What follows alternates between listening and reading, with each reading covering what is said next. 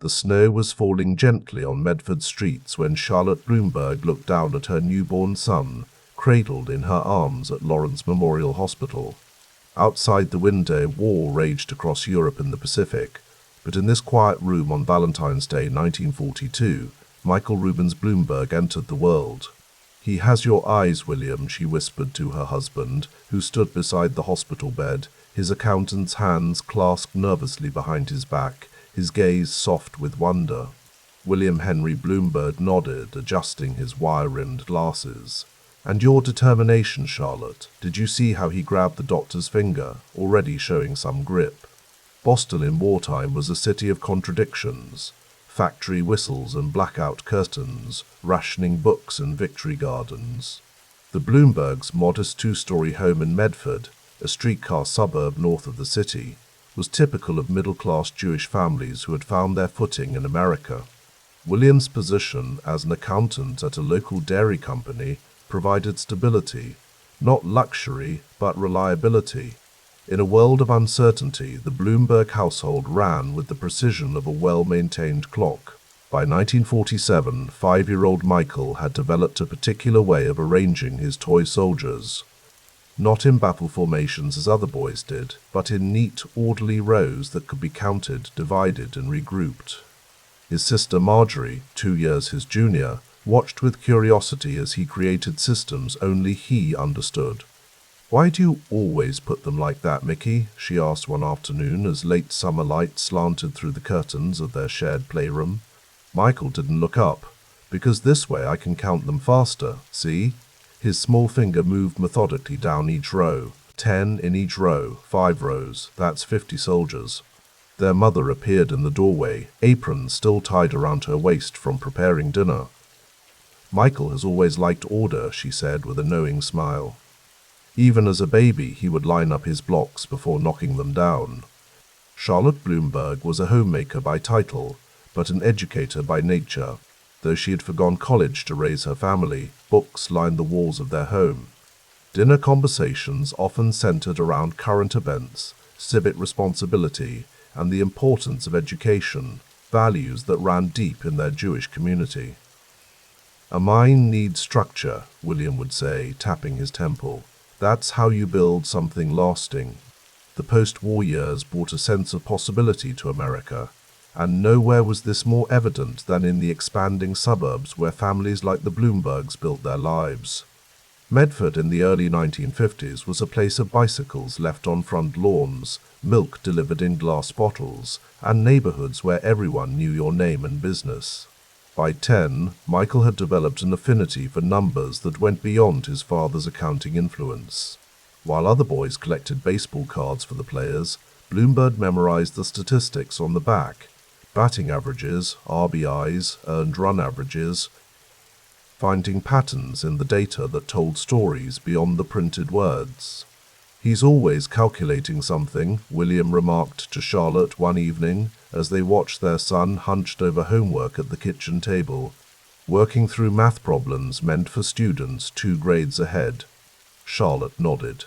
"Mrs. Levinson says he finished the entire week's assignments in one night, says she's never seen anyone work through problems so methodically."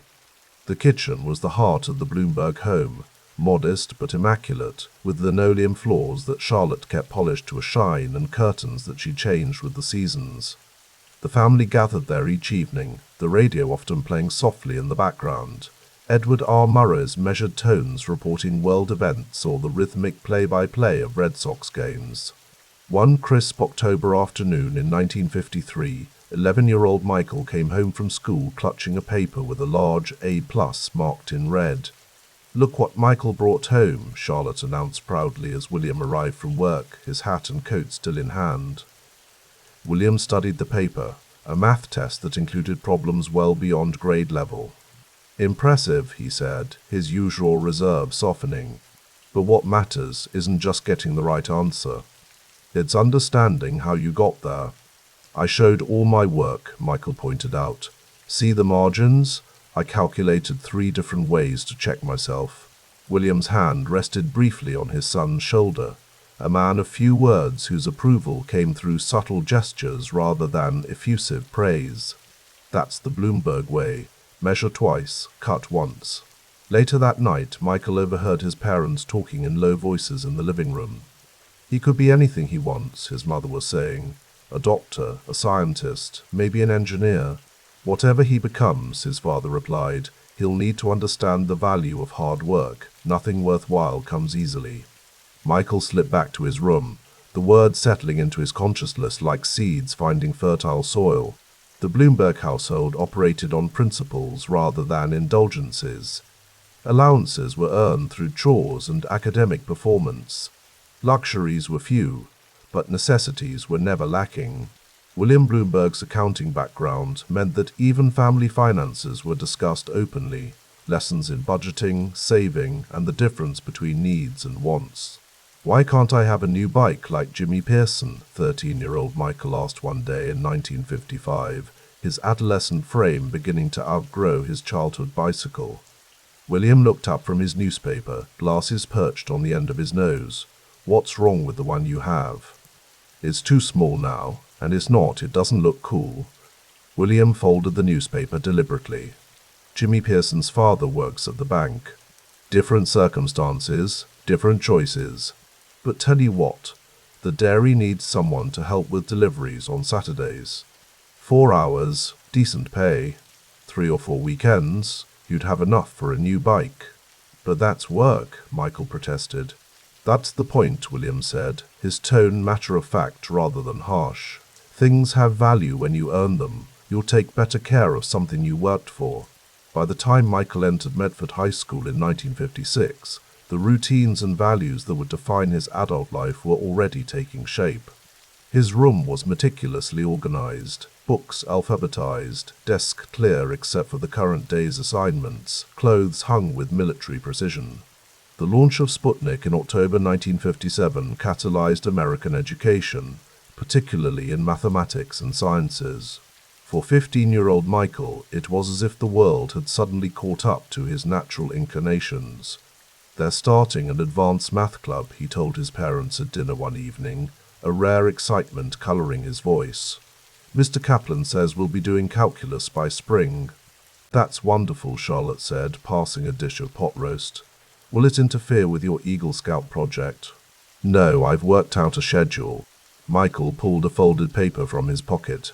A detailed weekly timetable with hours blocked out in different colors. "See? Math Club Tuesdays and Thursdays, Scout Project on weekends, and I've still got time for the newspaper." William studied the schedule approvingly. "You've thought it through. Good planning makes good outcomes." The kitchen fell silent except for the clink of cutlery on plates, a comfortable family rhythm established through years of shared meals and common purpose. Michael's Eagle Scout project reflected his emerging personality, not the typical construction of benches or clearing of trails, but the organization of a community-wide drive to collect and categorize books for the underfunded Medford Public Library. He approached it with a systems engineer's mind before he knew such a profession existed. "We need categories, tracking sheets, and volunteers assigned to specific neighborhoods," he explained to his fellow scouts, who looked at him with a mixture of respect and bewilderment. "I've mapped out the most efficient routes to cover the whole town in one Saturday." The project was a success, yielding over 3,000 books and a write-up in the Medford Mercury. When asked by the local reporter what inspired such an organized approach, Michael's answer was characteristically straightforward. "Inefficiency bothers me.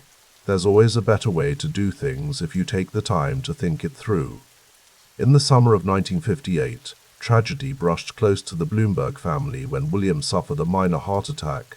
Though he recovered, the incident cast a shadow over the household and impressed upon 16-year-old Michael the fragility that existed beneath life's seeming permanence. Michael found his father sitting alone on the back porch one evening, watching fireflies rise from the carefully tended lawn. "Mom says you should be resting," Michael said, hesitating in the doorway. William gestured to the empty chair beside him. "I am resting. Sit with me." They sat in silence for several minutes, the buzz of cicadas filling the warm evening air. "I want you to understand something, Michael," William finally said. "A man's true wealth isn't in his wallet." Michael glanced sideways at his father, noting the new lines around his eyes. "I know, Dad. It's in his family and what he does for others." William smiled faintly. "That's part of it. But it's also in his word, in being the same person Monday through Sunday, in building something that matters." He turned to face his son directly. "Your generation will have opportunities we never dreamed of. The world is changing faster than ever. But some things shouldn't change." "Like what?" "Like doing what you say you'll do, like putting in the hours, like understanding that nothing replaces competence, not charm, not connections, not even luck." Michael nodded, sensing the weight his father placed on these words. "I've watched you grow up with a mind that sees patterns, that wants to make things work better," William continued. "That's a gift. But remember that systems serve people, not the other way around." Senior year at Medford High School found Michael Bloomberg at the top of his class academically, though not among the most popular students. His intelligence was respected, his efficiency sometimes marveled at, but his serious demeanor and unwavering focus on achievement created a certain distance between him and many classmates. "Bloomberg always acts like he's 40 years old already," one football player remarked in the hallway, loud enough to be heard. Michael pretended not to notice, continuing to organize student newspaper layouts with mathematical precision. The comment didn't bother him. In fact, it somehow felt like a compliment. He had never particularly valued being like everyone else. His college applications were strategic. Johns Hopkins University topped the list for its engineering program. The essays were methodical, emphasizing his analytical strengths and organized approach to challenges. When the acceptance letter arrived in spring 1959, the family celebrated with a special dinner, but even in this moment of achievement, William Bloomberg emphasized perspective. "Education is a foundation, not a finish line," he said, raising a rare glass of wine in toast. "It's what you build on it that matters." As graduation approached in June 1959, Michael stood at the threshold between the structured world of his childhood and the expansive possibilities beyond. Medford had shaped him, its orderly streets, its post-war optimism, its belief in merit and effort. The Bloomberg household had instilled values that would never leave him: discipline, pragmatism, the dignity of work, and the importance of data-driven decisions. On the night before graduation, Michael sat at his desk, methodically packing the books and supplies he would take to college. Each item was considered, its utility weighed, its placement in the cardboard boxes planned for maximum efficiency. Charlotte appeared in the doorway, watching her son with a mixture of pride and the inevitable melancholy of a parent facing an empty nest. "You've always been so organized," she said softly. Michael looked up, his room now half dismantled, his childhood being systematically boxed and labeled, just trying to be prepared.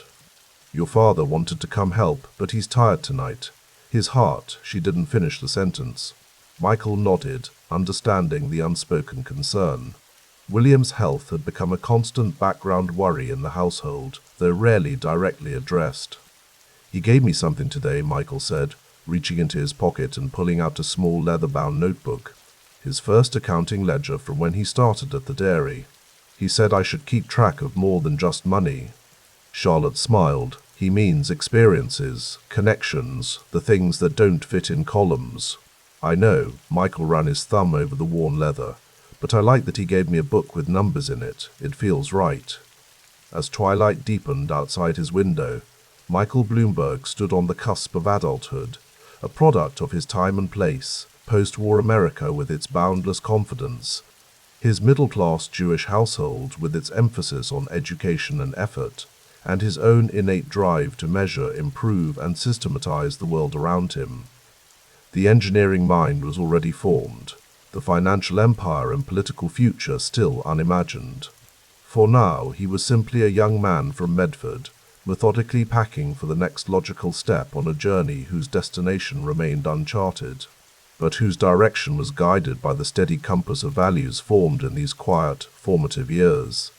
The spring rain fell outside Johns Hopkins University, gentle and persistent, washing away the final remnants of winter as Michael Bloomberg crossed the cobblestone quad.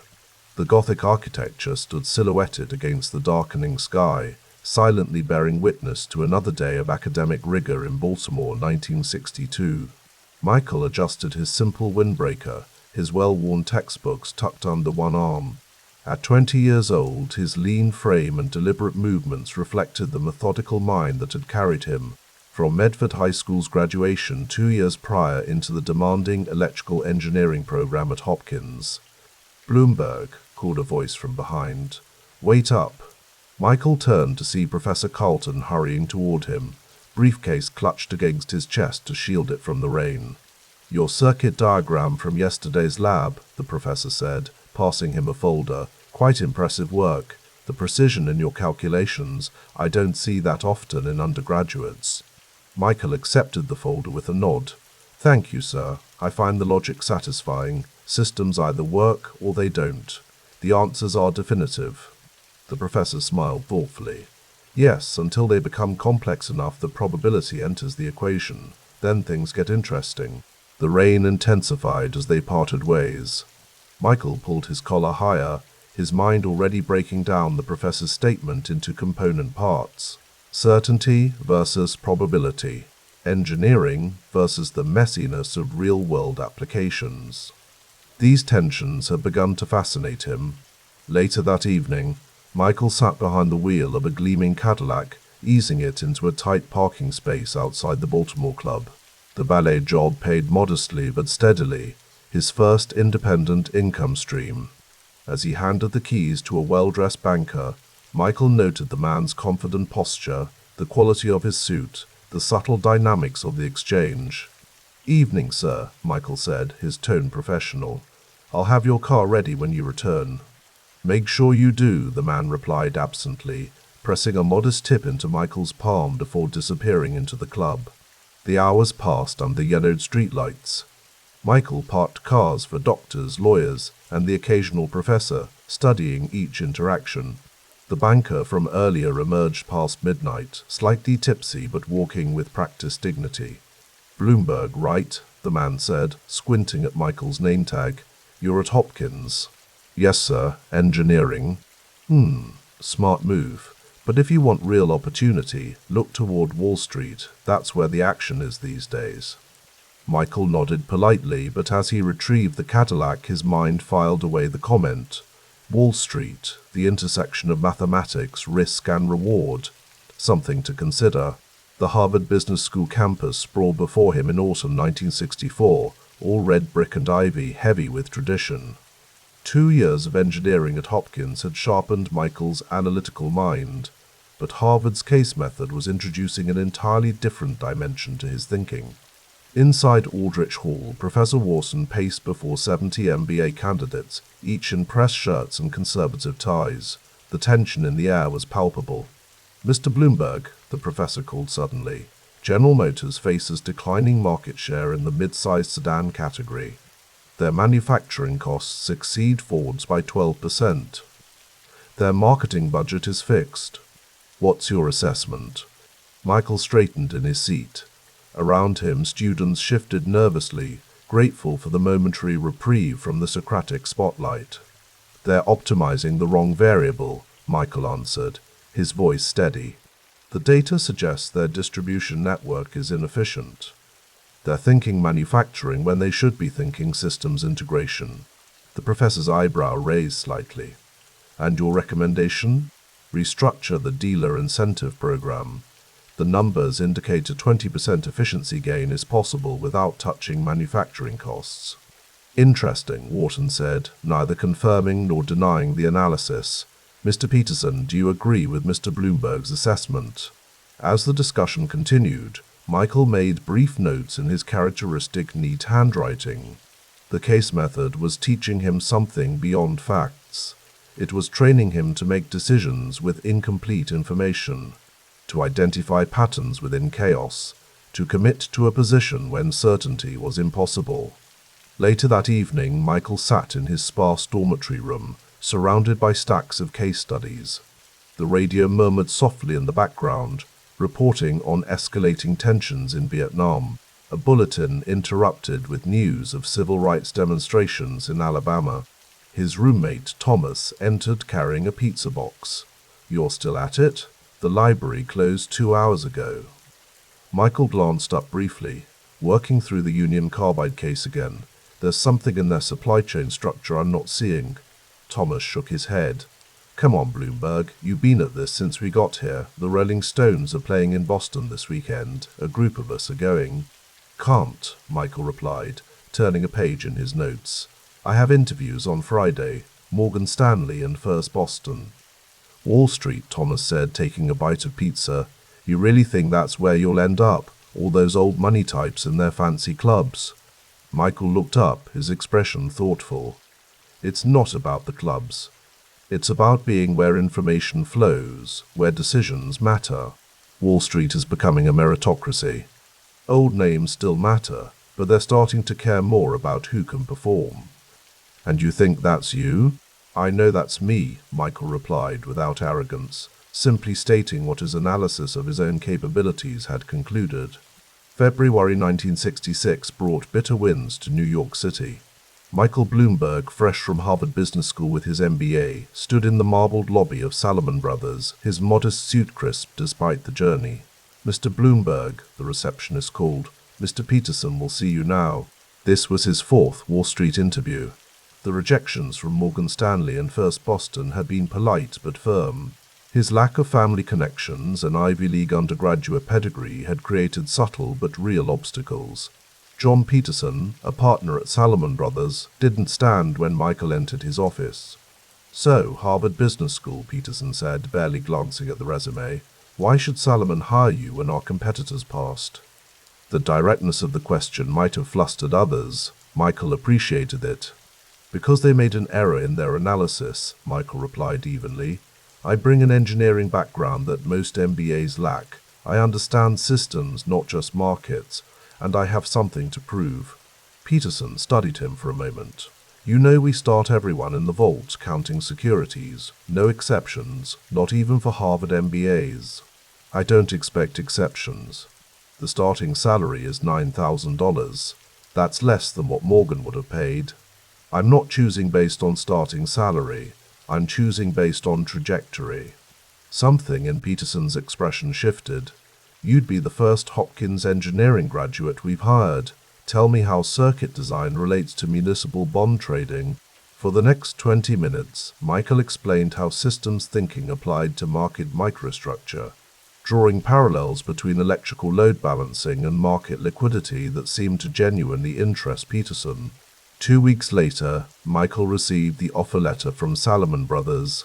$9,000 per year, roughly $75,000 in later decades currency. Not wealthy by any measure, but enough for a modest studio apartment in Queens and subway fare to Wall Street. His first day at Salomon Brothers began in the counting room, exactly as Peterson had warned. Michael, alongside other new hires, methodically processed stock certificates and bond coupons in the fluorescent-lit basement. The monotony might have broken some spirits. Michael approached it with the same analytical focus he'd applied to circuit designs at Hopkins. "You're the Harvard guy, right?" asked Frank, another new hire, during their lunch break. "Bloomberg. And yes, Harvard Business School." Frank gestured around the vault. "Not exactly what they advertised in the brochure, is it?" Michael unwrapped his sandwich, plain and practical like everything about him. "It's exactly what I expected. You have to understand the fundamentals of a system before you can optimize it." "You talk like a computer," Frank laughed, "but I heard Peterson has his eye on you for the trading desk. That's unusual for someone straight out of school." Michael didn't respond to the rumor, but he filed it away.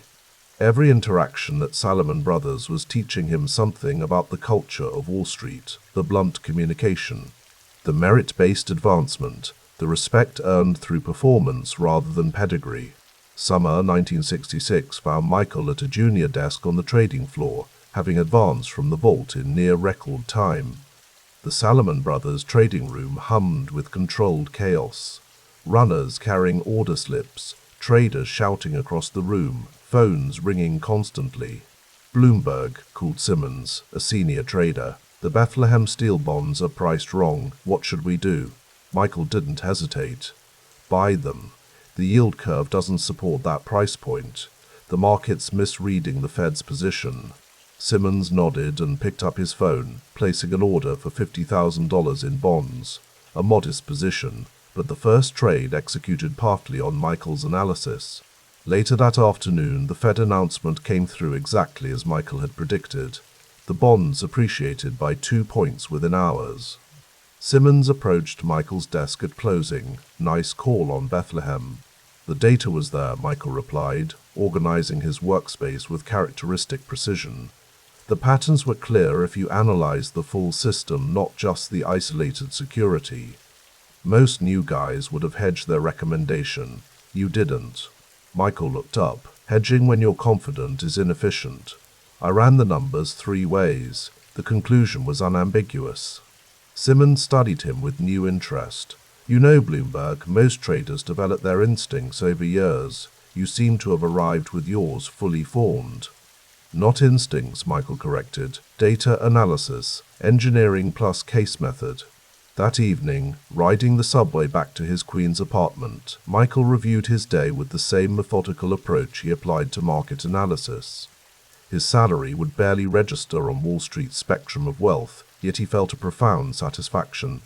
He was building something, not just a career, but a methodology, a system for understanding complex markets through data and disciplined thinking. His apartment was sparse. A bed, a desk, a lamp, and stacks of financial newspapers and technical manuals. No decorations adorned the walls. His clothes hung neatly in the closet. 5 similar suits, white shirts, conservative ties. He had no interest in the trappings of status that obsessed many of his colleagues. Michael opened his notebook and began writing, as he did every evening.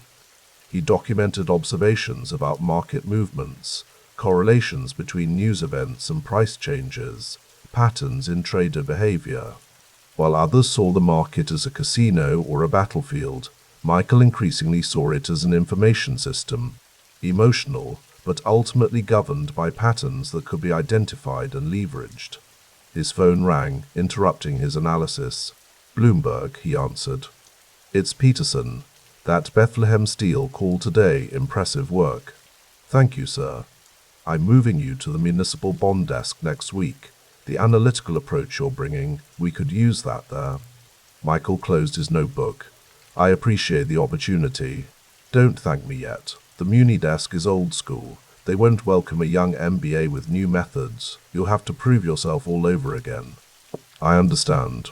After hanging up, Michael returned to his notes, adding a new section titled Municipal Bond Desk, Approach and Strategy.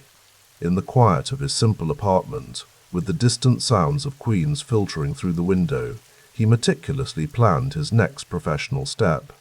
The path from Medford High School to Johns Hopkins to Harvard Business School to Salomon Brothers had not been a straight line. There had been rejections and adjustments, but the foundations had been laid. The engineer's precision, the case method's probabilistic thinking, the market's meritocratic selection. Michael Bloomberg was beginning to synthesize these elements into something unique.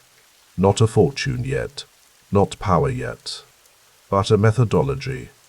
A way of seeing the world as data to be analyzed, systems to be understood, and opportunities to be seized through disciplined, analytical thinking.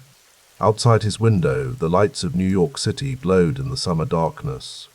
The financial capital of the world, transitioning from the old gentleman's club model toward a future where information and analysis would reign supreme. A future for which Michael Bloomberg was methodically preparing himself, one calculated step at a time. The autumn sunlight slanted through the Venetian blinds of one New York plaza, casting golden bars across the trading floor. Michael Bloomberg navigated between rows of desks, where men in white shirts and loosened ties hunched over Quotron machines, telephones pressed to their ears. The air hung thick with cigarette smoke and tension, a palpable electricity that made the fluorescent lights seem brighter than they were. It was 1967, and Bloomberg had been at Salomon Brothers for just over a year. At 35, he was still finding his footing in the equity trading department, learning the brutal meritocracy that defined Wall Street's most aggressive investment bank. Bloomberg called William Salomon from across the floor. The managing partner of the firm rarely raised his voice, which made the summons all the more significant. Men glanced up from their work, eyes tracking Bloomberg as he made his way to the corner office. "Sir," Bloomberg said, standing at the threshold. William Salomon, silver-haired and impeccably dressed, gestured to a chair. "Your analysis on Burlington Industries. I read it last night." Bloomberg remained expressionless, waiting. On Wall Street, feedback came in two forms, silence or criticism. Praise was as rare as a quiet moment on the trading floor. "It was thorough," Salomon finally said. "You have a way with numbers that some of our Harvard boys don't." He tapped a folder on his desk. "I'm moving a block of shares based on your recommendation. Don't make me regret it." Bloomberg nodded. "You won't." Walking back to his desk, he allowed himself a private moment of satisfaction. William Salomon didn't waste words on men he didn't believe in. But Bloomberg knew better than to show it. On the Salomon trading floor, you were only as good as your last trade. Yesterday's success meant nothing if today brought failure. The summer of 1968 unfolded in parallel universes. Outside, America convulsed with the assassinations of Martin Luther King Jr. and Robert Kennedy. Riots tore through cities.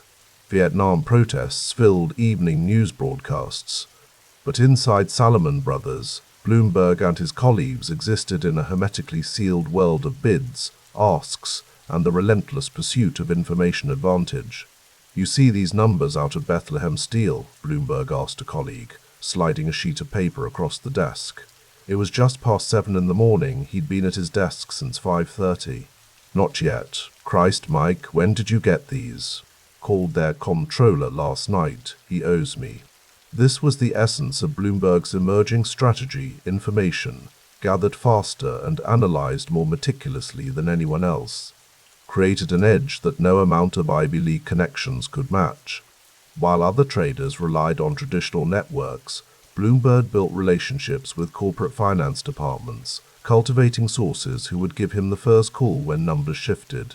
By the fall of 1968, this approach had earned him his first six-figure bonus. $100,000 in a year when the median American household earned less than $8,000.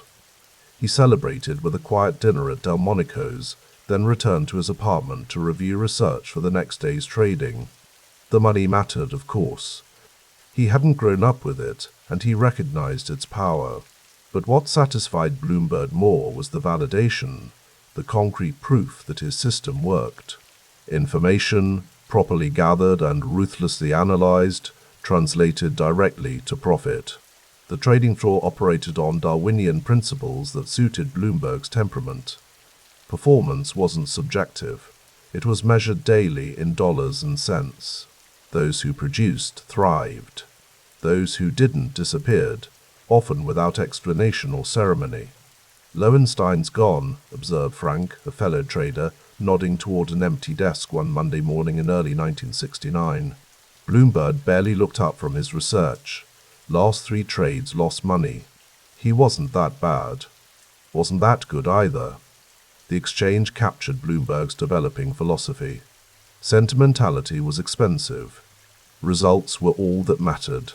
It was a worldview that would later become foundational to his own company, though at the time such a future remained unimaginable. The lesson was reinforced daily by Billy Salomon, William's son and the firm's hard-charging leader. Unlike his more reserved father, Billy ruled the trading floor with explosive outbursts and unforgiving standards. "You call this analysis?" Billy once bellowed, throwing a report back at a junior trader. "My 14-year-old could do better math. Either come back with something that makes sense or don't come back at all." Bloomberg observed these moments carefully, not just for their content, but for what they revealed about effective management. Billy's methods were brutal, but they produced results. The fear of public failure motivated people in ways that gentler approaches couldn't. Bloomberg filed these observations away, building his own managerial philosophy from the crucible of Salomon's trading floor. By 1970, Bloomberg had established himself as one of Salomon's rising stars in equity trading. His capacity for absorbing financial information was matched only by his skill at translating that data into actionable insights for the firm's institutional clients. "The pension fund managers trust you," remarked Harold, Bloomberg's immediate superior. "They say you speak their language." Bloomberg nodded. "They need numbers, not stories. I give them both, but I lead with what they can quantify." This approach, analytical, direct, and rooted in data, defined Bloomberg's client relationships. Where other salesmen relied on martini lunches and theater tickets, Bloomberg built his book on information advantage. His clients came to expect not just trade execution, but genuine insight. On a rainy Tuesday in April, Bloomberg waited in the offices of Continental Insurance, one of the largest institutional investors in the country. The walls were wood-paneled, the furniture heavy and traditional. It was the opposite of Salomon's frenetic trading floor. "Mike," said George Reynolds, Continental's investment director, extending his hand. "Thanks for coming uptown. What have you got for me today?" Bloomberg placed a folder on the desk. "I'd be looking at the aerospace sector. The defense cutbacks are creating some asymmetric opportunities." For the next hour, Bloomberg walked through his analysis, pointing out disconnects between public perception and financial reality. He wasn't selling, he was educating, allowing Reynolds to reach the conclusion Bloomberg had already arrived at. "So you're saying Boeing is undervalued by at least 15%? "The numbers say that," Bloomberg replied. "I'm just reading what's there." Reynolds smiled. "And Salomon would be happy to help us accumulate a position." "At the best possible execution price," Bloomberg said with a slight nod. It was a dance, but one based on substance rather than social connection. By the time Bloomberg returned to Salomon, Continental had authorized a significant purchase. The commission would materially impact his year-end bonus, but more importantly, it reinforced his approach. Information, properly packaged and presented, was the most valuable currency on Wall Street.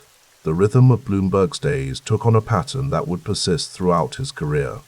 He arrived at the office before sunrise, consuming financial newspapers and wire reports before most traders had awakened. During market hours, he moved between research, client calls, and the constant flow of information across the trading floor. Lunch was eaten at his desk, often a sandwich from a nearby deli, unwrapped with one hand while the other continued to work. "You ever stop?" asked Philip, a fellow trader, passing Bloomberg's desk at 8 in the evening. Bloomberg looked up from a stack of quarterly reports. "Why would I? Dinner, drinks, the mythical concept of home?" Bloomberg allowed himself a rare smile. "There's always someone working harder, someone getting an edge while you're at the bar." This intensity wasn't unusual at Salomon, but Bloomberg's systematic approach set him apart. He created personal routines that maximized information intake and analysis. He read voraciously, developed a network of industry contacts, and built mental models of market sectors that allowed him to spot anomalies others missed. By 1971, these habits had transformed Bloomberg from a capable trader into someone the partners noticed. His compensation reflected this evolution. He was now solidly among Salomon's top earners, accumulating capital that would later fund his entrepreneurial ventures. "The computers are going to change everything," Bloomberg remarked to William Salomon during a rare, quiet moment in late 1971. They stood at the window of Salomon's office, looking out at the harbor. The afternoon light reflected off the water, casting a golden glow across the financial district. "People have been saying that for years," Salomon replied, skepticism evident in his tone. "But trading is still about relationships and judgment." "It's about information," Bloomberg countered, "and computers can process information faster than people. The firms that figure out how to use them will have an advantage." Salomon considered this, rolling a Cuban cigar between his fingers. "Perhaps. But never underestimate the value of human intuition, Michael. Machines don't understand fear and greed." "No, but they can identify patterns that suggest fear and greed. They can process more data points than any human." This exchange captured an emerging dimension of Bloomberg's thinking. While thriving within Salomon's traditional trading culture, he was beginning to envision a future where technology amplified human judgment rather than replacing it. It wasn't fully formed yet. The vision that would eventually become the Bloomberg Terminal lay years ahead, but the seeds were being planted. December 1971 brought the annual ritual of bonus announcements. For a firm like Salomon Brothers, these numbers weren't just compensation, they were statements of value and hierarchy. Bloomberg sat across from Billy Salomon, waiting as the partner reviewed a folder containing the year's performance metrics. "You've had a good year," Billy said finally, sliding a piece of paper across the desk. Bloomberg glanced at the number. It represented a 30% increase from the previous year, placing him firmly among the firm's top performers. He nodded once, maintaining the stoic demeanor expected on the trading floor. "Thank you." "Don't thank me," Billy replied. "You earned it. But remember, January 1st, the counter resets to 0. What you did this year doesn't matter next year." "I understand." As Bloomberg left the office, he allowed himself a moment of reflection. 5 years at Salomon had transformed him from an outsider to a valued member of Wall Street's most aggressive trading culture. He had absorbed the firm's meritocratic ethos, internalized its information-driven approach, and built a foundation of capital and knowledge. Walking through the trading floor, now quiet in the early evening darkness, Bloomberg passed rows of Quatron machines and paper-strewn desks. The smell of cigarettes lingered in the air, and the faint sound of cleaning crews could be heard in the distance. Tomorrow the floor would again erupt with the controlled chaos of trading. Information would flow, decisions would be made, fortunes would rise and fall. For now, though, in this rare moment of stillness, Michael Bloomberg could appreciate the journey so far from a middle-class childhood to the heart of Wall Street's power structure.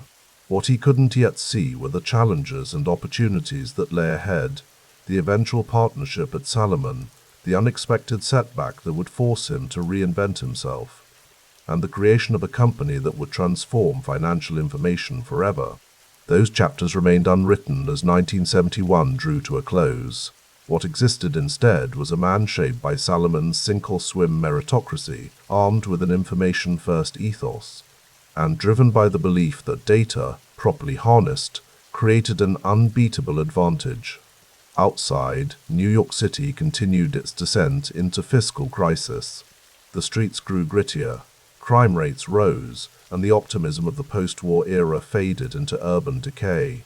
But within the financial district's bubble, Michael Bloomberg had found his place in a system that rewarded exactly what he excelled at: gathering information, analyzing it ruthlessly, and acting with decisive clarity.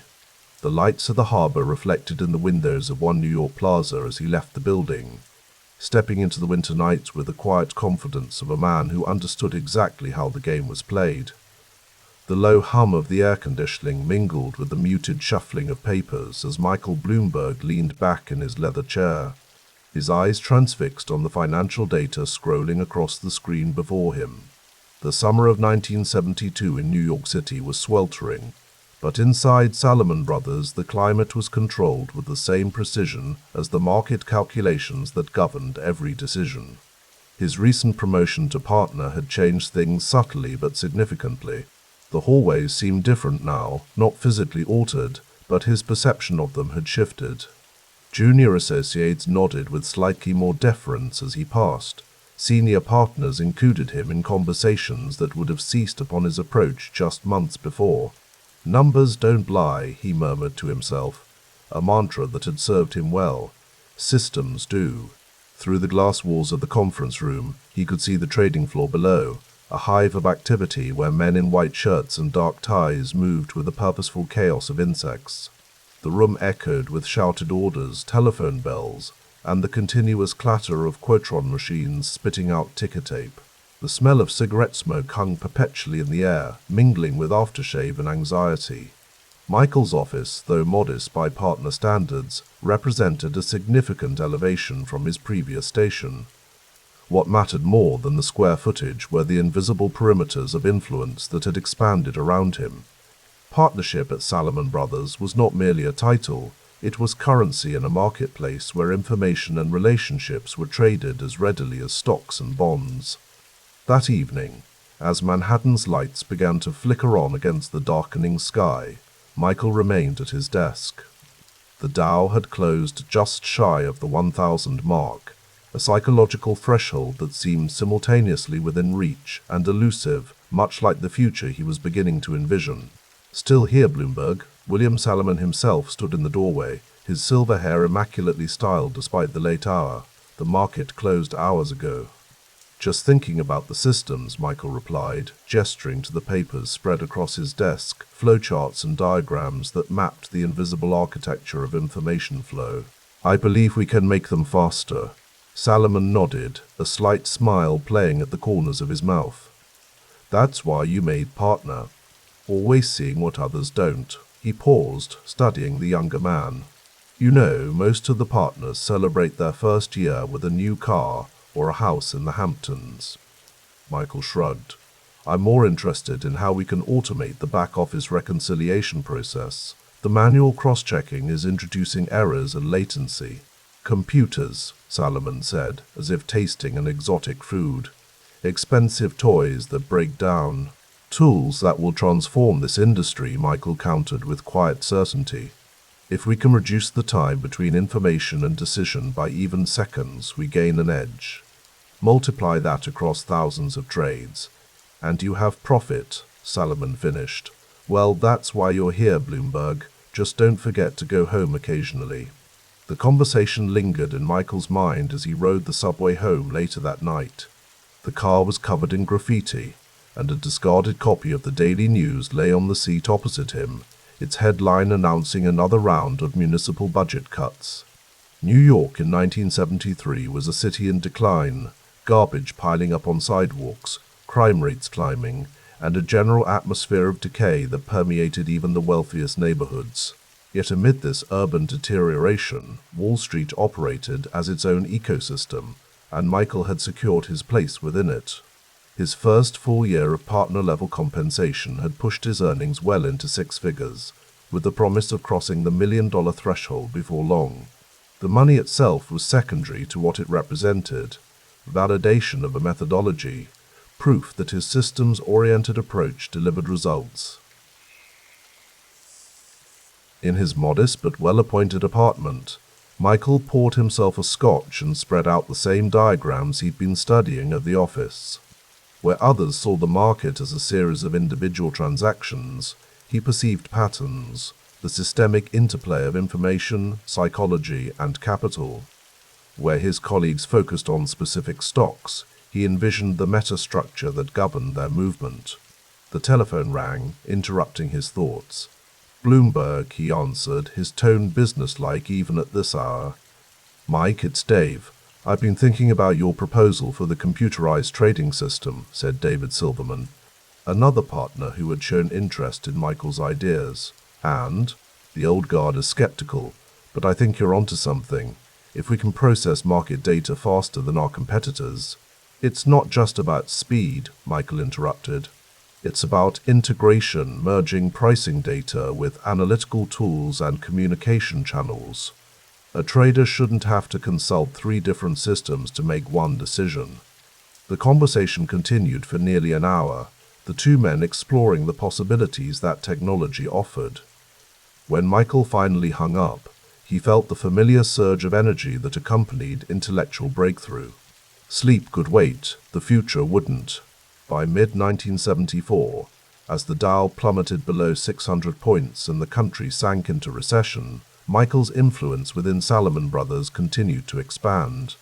His department became a rare growth center within the firm, as management recognized that technological advancement might be their salvation in troubled markets. The entire system is flawed, he explained to a group of senior partners during a strategy meeting. The room was thick with cigar smoke, the windows offering a panoramic view of a city in crisis. We're operating on models designed for a different era. The future belongs to those who can process information most efficiently. John Gutfreund, one of the firm's most powerful partners, leaned forward. And you believe your computer systems are the answer? Not just computers, Michael replied, his voice steady, a reimagining of how information flows through the organization. Every step where data must be transferred manually represents potential error and definite delay. Every report that takes hours to compile is losing us money. These systems you're proposing will cost millions, another partner objected. And save tens of millions, Michael countered. Look at the data. He passed around spreadsheets detailing the cost-benefit analysis. This isn't speculation, it's mathematics. The approval for his expanded systems development came through the following week, a significant victory that cemented his reputation as a visionary within the firm. While other partners focused on navigating the day-to-day turbulence of the markets, Michael was building the infrastructure that would fundamentally alter how those markets functioned. His management approach became legendary throughout the firm. The systems development floor operated differently than other departments, an open space where hierarchy was flattened and feedback flowed continuously. Michael moved through this space like a conductor, immediately addressing bottlenecks and ruthlessly eliminating bureaucratic obstacles. I don't care about your title, he told one middle manager who had delayed implementation of a new protocol. I care about results. If the system works, we use it. If it doesn't, we fix it. Everything else is noise. This directness earned him both admirers and detractors, but no one questioned his effectiveness. By 1975, as May Day brought the end of fixed commissions and fundamentally altered the economics of Wall Street, Salomon Brothers was better positioned than most to weather the change, largely due to the efficiency gains from Michael's systems. His personal life during these years contracted as his professional identity expanded. He worked 7 days a week, arriving before sunrise and leaving long after most had gone home. Relationships became secondary to the mission of transformation he had undertaken. The few who knew him well understood that this wasn't merely ambition, it was conviction. He genuinely believed that the integration of technology and finance would create something greater than either could achieve separately. In the spring of 1976, as the nation prepared to celebrate its bicentennial amid continuing economic challenges, Michael hosted a dinner at 21, the famed New York restaurant where power brokers gathered to see and be seen. Around the table sat representatives from major financial institutions, potential clients for the systems Salomon had developed under his guidance. What we're talking about, he explained as waiters discreetly served over Sol, is not just automation but transformation. Imagine having every piece of relevant market data at your fingertips, instantly analyzable, with communication channels built directly into the same system. The executive from Merrill Lynch leaned forward. Sounds expensive. What's expensive, Michael countered, is being second. How much did your firm lose last quarter due to delayed execution? How many opportunities evaporated while your analysts were still compiling reports? The conversation flowed with the wine, but beneath the social pleasantries, Michael was building more than client relationships. He was constructing a network that would later prove invaluable, a web of connections throughout Wall Street who understood his vision and, more importantly, recognized its value.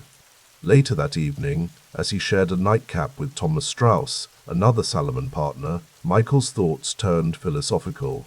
You know what I've realized, he said, swirling the amber liquid in his glass. Finance isn't about money, it's about information. Who has it when they get it and what they can do with it? Strauss nodded. That's always been true, but the scale and speed are changing, Michael continued. We're entering an era where milliseconds will matter more than minutes. The firms that embrace this reality will thrive, the others will become footnotes. And Salomon Brothers. Michael smiled slightly. We're positioned to lead if we continue investing in the right systems. What he didn't articulate, even to himself, was the nascent idea forming in the recesses of his mind that perhaps the systems he envisioned were bigger than any single firm, that the transformation he sought might require a different vehicle altogether. For now, though, he focused on the immediate challenges, refining the profit center approach that had proven so effective, continuing to integrate computing technology with trading operations. and expanding his influence across the firm's equity trading and sales divisions. As summer faded into fall, New York City began its slow emergence from the fiscal crisis that had threatened bankruptcy. The headline, "Forward to City, Drop Dead," was already fading from memory as federal loan guarantees provided a lifeline. But the fundamental reshaping of the city, and the financial industry at its heart, was just beginning. Michael Bloomberg, now commanding compensation well into seven figures, understood something that many of his colleagues missed. The true revolution wasn't happening in the visible world of trading floors and ticker tapes, but in the invisible realm of information systems and computational finance. While others focused on specific trades, he was building the architecture that would eventually redefine how all trades occurred. In his quiet moments, rare as they were, he sometimes contemplated the future that was taking shape, a future where data would flow like electricity through global markets, where information asymmetry would be both the greatest vulnerability and the ultimate competitive advantage. He couldn't have predicted the specific form his contribution to this future would take, but he understood with certainty that the path forward lay at the intersection of technology and finance. The systems he was developing at Salomon Brothers were more than tools for a single firm. They were prototypes for a new financial ecosystem, one that would eventually extend far beyond the walls of One New York Plaza, beyond the boundaries of Wall Street itself, and into the broader fabric of global commerce. For now, though, there were meetings to attend, systems to refine, and profit centers to optimize.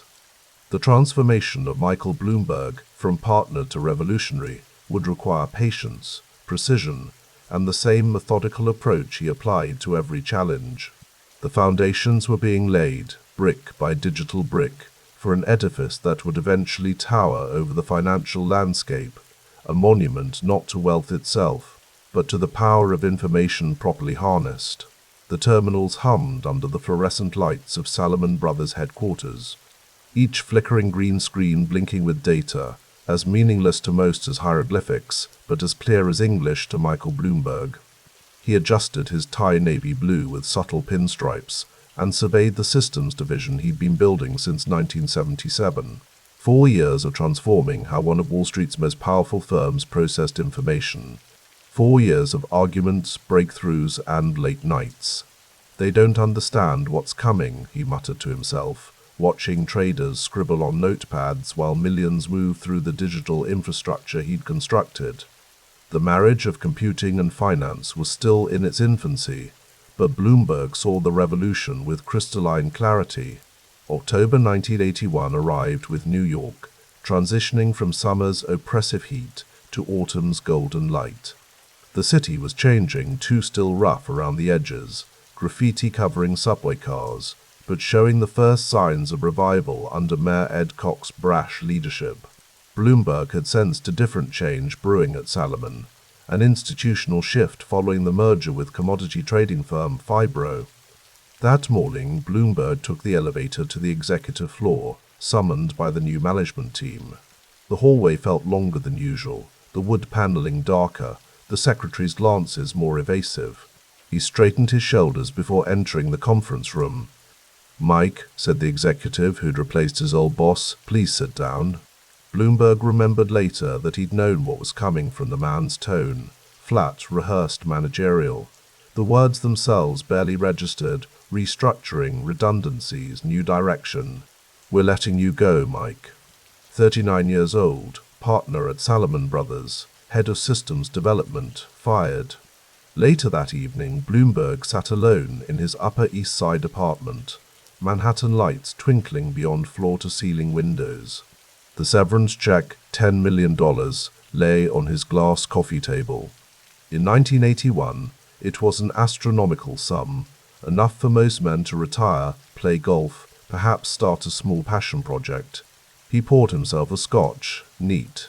The amber liquid caught the light as he swirled it, contemplating not the money, but the humiliation. His identity had been bound to Salomon, the trading floor, the systems, the daily combat of markets. Now that identity lay shattered. "Nobody," he said to the empty room, the words forming with the clarity of revelation rather than bitterness, Nobody can fire me again. He moved to the window, looking down at Park Avenue. The streets glistened from an earlier rain, Bloomberg's reflection superimposed over the city, a man at a crossroads. The phone rang, breaking his reverie. "Mike, it's Tom. Thomas Secunda, one of his most talented programmers at Salomon, heard what happened. Complete bullshit." Bloomberg's voice remained even, controlled. "That's the game, Tom. Their company now. What will you do?" The question hung in the air. Bloomberg looked at the severance check again. 10 million answers to that question. "I've been thinking," Bloomberg said carefully. "We're in the middle of something bigger than Salomon understands. Financial deregulation. Computing power getting cheaper every quarter. Information becoming as valuable as the money itself." "You're not wrong," Secunda agreed. "The whole street is changing." "What if," Bloomberg continued, the idea crystallizing as he spoke, "what if we built something better than Salomon's systems? Something that integrates everything a trader needs. Pricing, analytics, news, communication, all in one place?" The silence on the other end wasn't hesitation, but consideration. Bloomberg could almost hear the mathematical calculations running through Secunda's mind. "You'd need capital," Secunda finally said. "I've got capital," Bloomberg replied, glancing at the check. "What I need is the right team." The conversation lasted hours, stretching into the Manhattan night. By its end, the first seeds of what would become Bloomberg LP had been planted. The following week, Bloomberg met with Duncan Macmillan, another Salomon colleague, at a diner in Midtown. The place was filled with the usual lunch crowd, secretaries, junior bankers, delivery men. Their booth offered just enough privacy for a conversation about the future. "I've been mapping out who would buy a better market data system," Bloomberg said, pushing a napkin with names scribbled across it. "Merrill and Goldman and First Boston, Morgan. If we build something truly integrated, not just data but analytics, communication, everything, they'd pay." Macmillan studied the napkin, the names of Wall Street's power players. Competition would be fierce. Reuters, Quotron, they're established. "They're dinosaurs," Bloomberg countered, leaning forward. "Their technology is fractured, slow. The world is changing. Deregulation means more financial products, more complexity. The old systems can't keep up." Outside the diner's window, the streets teemed with New York's perpetual motion yellow cabs, suited men rushing between meetings, newspaper vendors hawking the day's headlines about Reagan's economic policies and the Federal Reserve's war on inflation. Paul Volcker had pushed interest rates to unprecedented heights, triggering a recession but beginning to break inflation's back. "It's the perfect moment," Bloomberg continued. "Computing costs are falling. Wall Street needs new tools for a new era." Macmillan sipped his coffee. "You could retire on that severance, Mike. Live comfortably."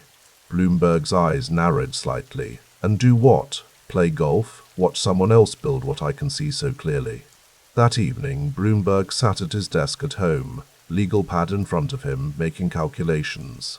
The severance would fund operations for years if managed carefully. He'd need office space, not fancy, just functional. Equipment. Salaries for a small team. His pencil moved across the paper, breaking down startup costs, runway, potential revenue streams. A storm had blown in, rain lashing against the windows, thunder occasionally punctuating his thoughts. Bloomberg found the weather appropriate. A cleansing, a change in atmospheric pressure, a new season approaching. He thought about persistence versus stubbornness, a distinction he'd contemplated throughout his career. Stubbornness was emotional, digging in despite evidence. Persistence was rational, adjusting course while maintaining the ultimate objective. He'd need persistence now, more than ever. The next morning dawned clear, the storm having washed the city overnight. Bloomberg met with a third former Salomon colleague, Bill Rubin, at Central Park. They walked along the reservoir as joggers passed, the twin towers visible in the distance, standing sentinel over a financial district in transition. "I've been thinking about what happened at Salomon," Bloomberg said. Getting fired might be the best thing that could have happened. Rubin glanced sideways at him. That's a positive spin. It's not spin, it's perspective, Bloomberg replied. At Salomon, I was building systems for someone else's company. Now I can build exactly what the market needs without committees or politics. You really believe that? Bloomberg stopped walking, turning to face his colleague. Look at what's happening. The SEC eliminated fixed commissions in '75. Glass-Steagall barriers are weakening. Reagan's pushing deregulation. The whole financial architecture is being rewired, and nobody has built the right tools for this new world. They continued walking, passing a street musician playing saxophone, the mournful jazz notes floating across the morning air. I need people who understand both technology and markets, Bloomberg said. People who can translate between those worlds. People like me, Rubens said with a slight smile. People exactly like you, Bloomberg confirmed. By December 1981, 2 months after the firing, Bloomberg had secured a modest office space and assembled his core team. Secunda, Macmillan, and a handful of others had taken the leap of faith. The new company, Innovative Market Systems, had been registered, though Bloomberg already knew they'd eventually bear his own name. Not out of ego, but because on Wall Street, personal reputation and relationships were currency. On the day before Christmas, with New York adorned in holiday decorations and the light snow falling, Bloomberg gathered his small team. The office was sparse, folding tables for desks, basic computers, whiteboards covered in flowcharts and code snippets. No mahogany, no brass nameplates, none of Salomon's trappings of established power. What we're building, Bloomberg told them, isn't just a product.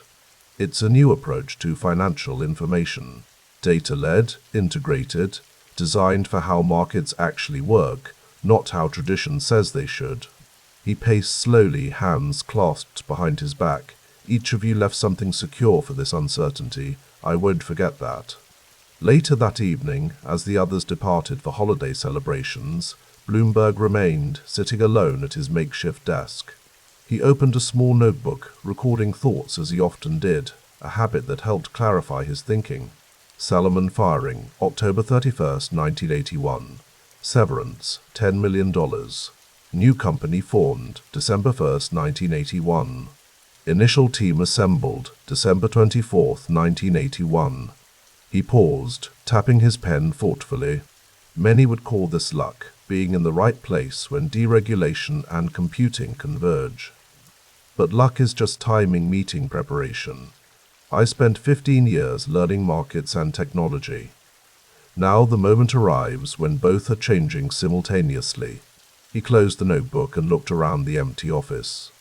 The fluorescent lights hummed overhead, the same sound as Salomon's systems division, but now it was his system, his vision, his risk. Nobody could fire him again. Outside, snow continued falling on a New York City preparing for 1982. Paul Volcker's interest rate policies had pushed unemployment above 8%, creating economic pain throughout the country. On Wall Street, the old order was shifting, partnerships becoming corporations, specialized functions becoming integrated powerhouses. The first IBM personal computers had appeared in August, bringing computing from corporate mainframes to individual desks.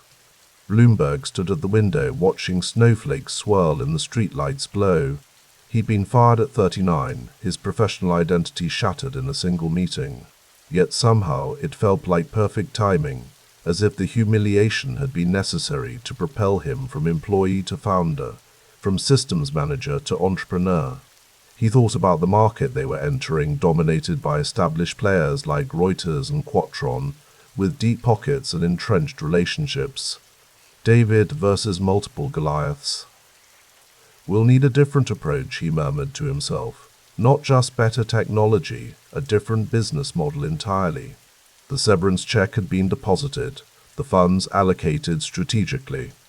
Now came the real work, building something that didn't exist, convincing conservative financial institutions to adopt it, creating not just a product but a new category. Bloomberg turned from the window, surveying the empty chairs where his team would return after the holidays. The room held no grandeur, No hint of what might grow from these humble beginnings. Just desks, computers, and whiteboards filled with ideas. He smiled slightly, feeling something he hadn't experienced since the firing. Not confidence exactly, but clarity.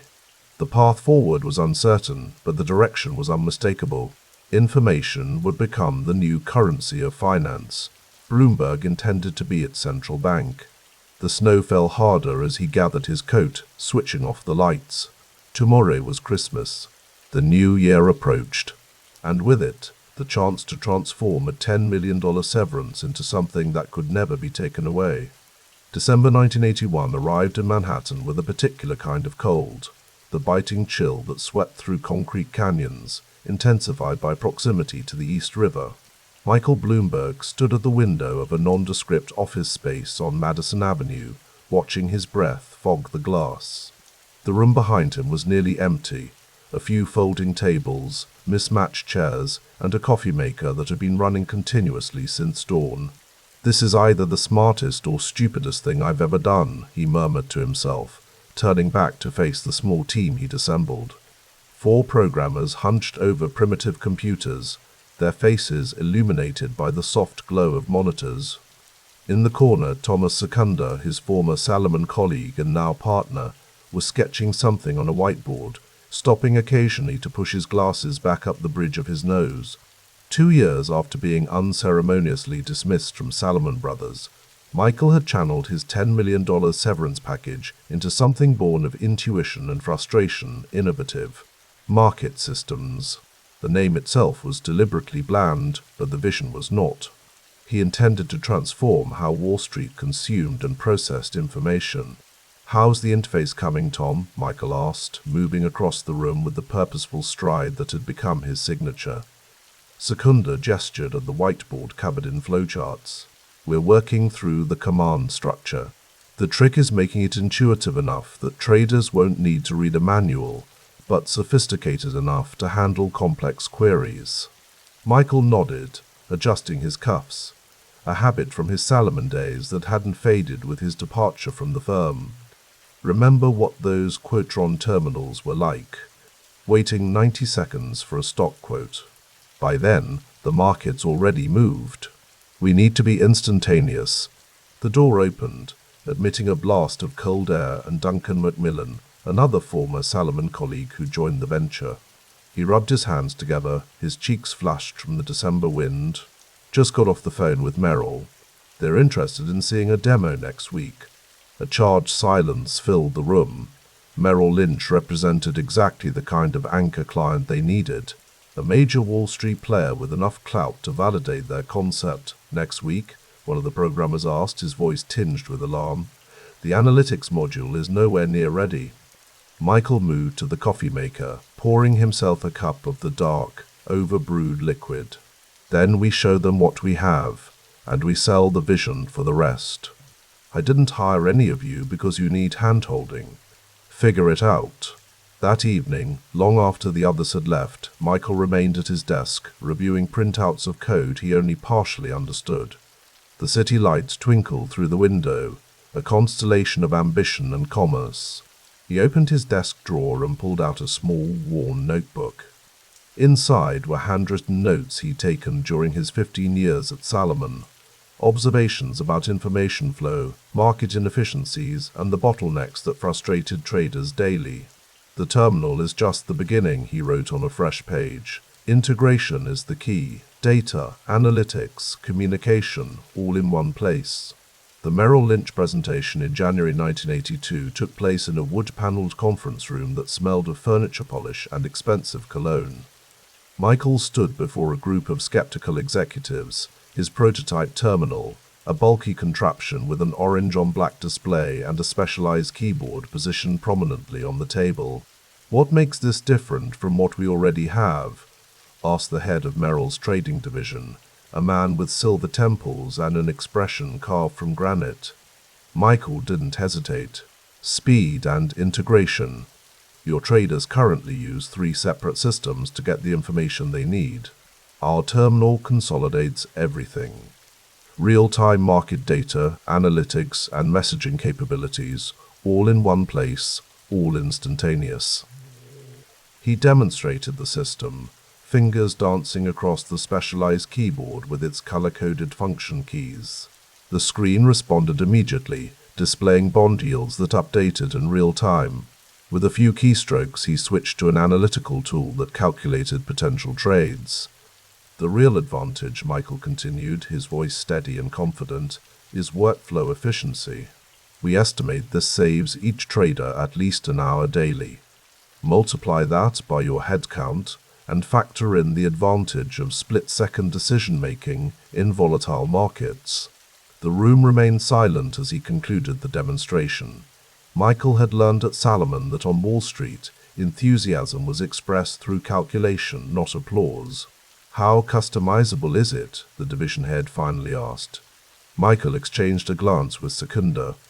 This was the question they'd been waiting for. "Yes, entirely. We'll adapt it to your specific trading strategies and information needs. This isn't a one-size-fits-all solution. It's your competitive advantage." 3 weeks later, Merrill Lynch placed an order for 20 terminals and, more significantly, invested $30 million in innovative market systems for a 30% stake. The deal came with a crucial condition: a 4-year exclusive agreement preventing Michael from selling to Merrill's competitors. "It's a devil's bargain," Duncan said as they celebrated in a dimly lit steakhouse that evening. "The capital is great, but being locked into one client for 4 years. Michael swirled the scotch in his glass, watching the amber liquid catch the light. "It's a calculated risk. We need time to perfect the product anyway. And Merrill's validation is worth more than any marketing campaign we could afford." "What happens in 4 years when the exclusivity expires?" Secunda asked.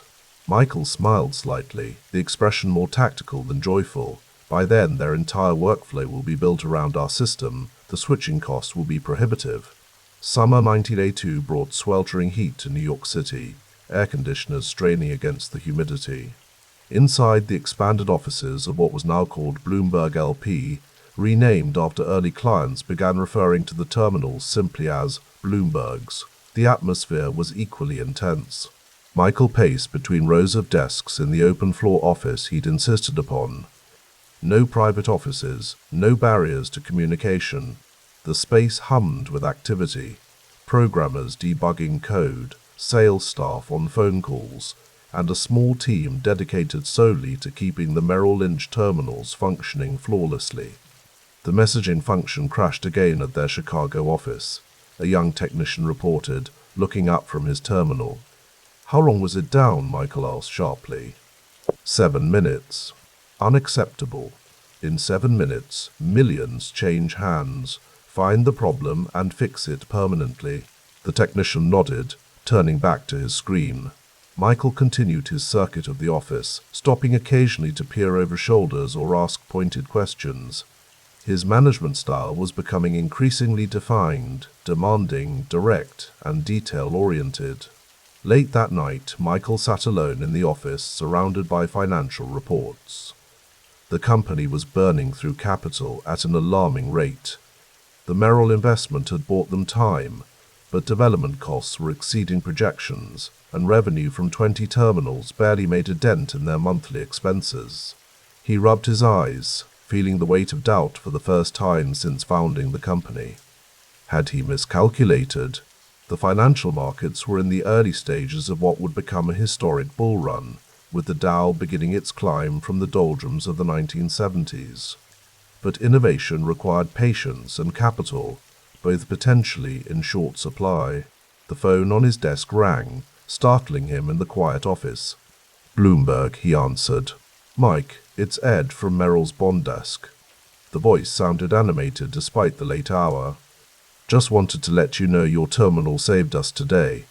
There was a pricing discrepancy in some Japanese convertibles that none of our other systems caught.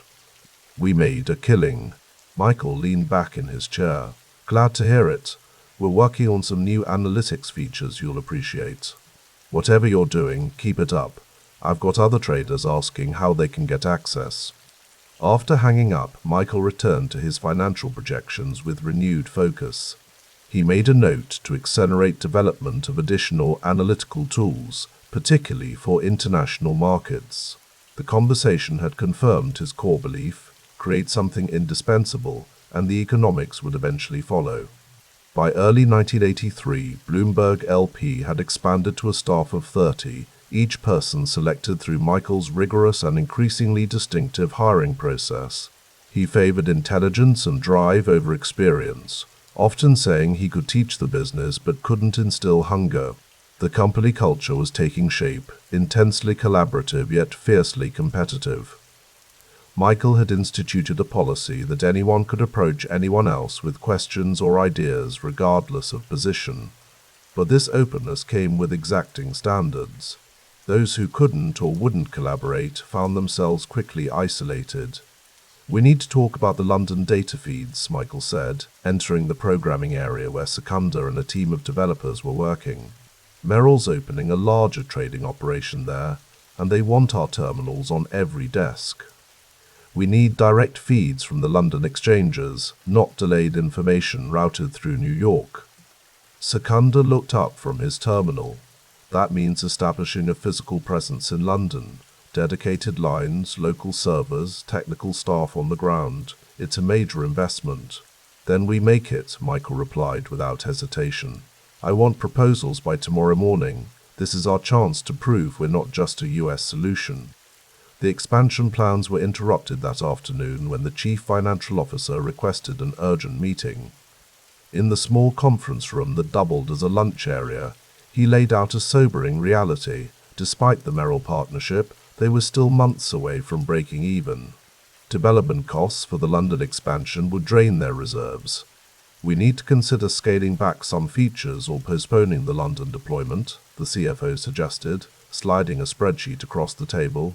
Michael studied the numbers in silence, his expression unreadable. Everyone in the room knew his tendency to absorb information before responding, a trait that could be unnerving in its intensity. "What's our subscription revenue projection if we install terminals at Merrill's London office?" he finally asked. "About $1.2 million annually based on their current headcount projections." Michael nodded slightly. "And what's our customer retention rate so far?" 100%. No one's returned a terminal. "Because once they start using our system, it becomes essential to their workflow," Michael said, more to himself than the others. He pushed the spreadsheet back across the table. "We're not scaling back. We're doubling down.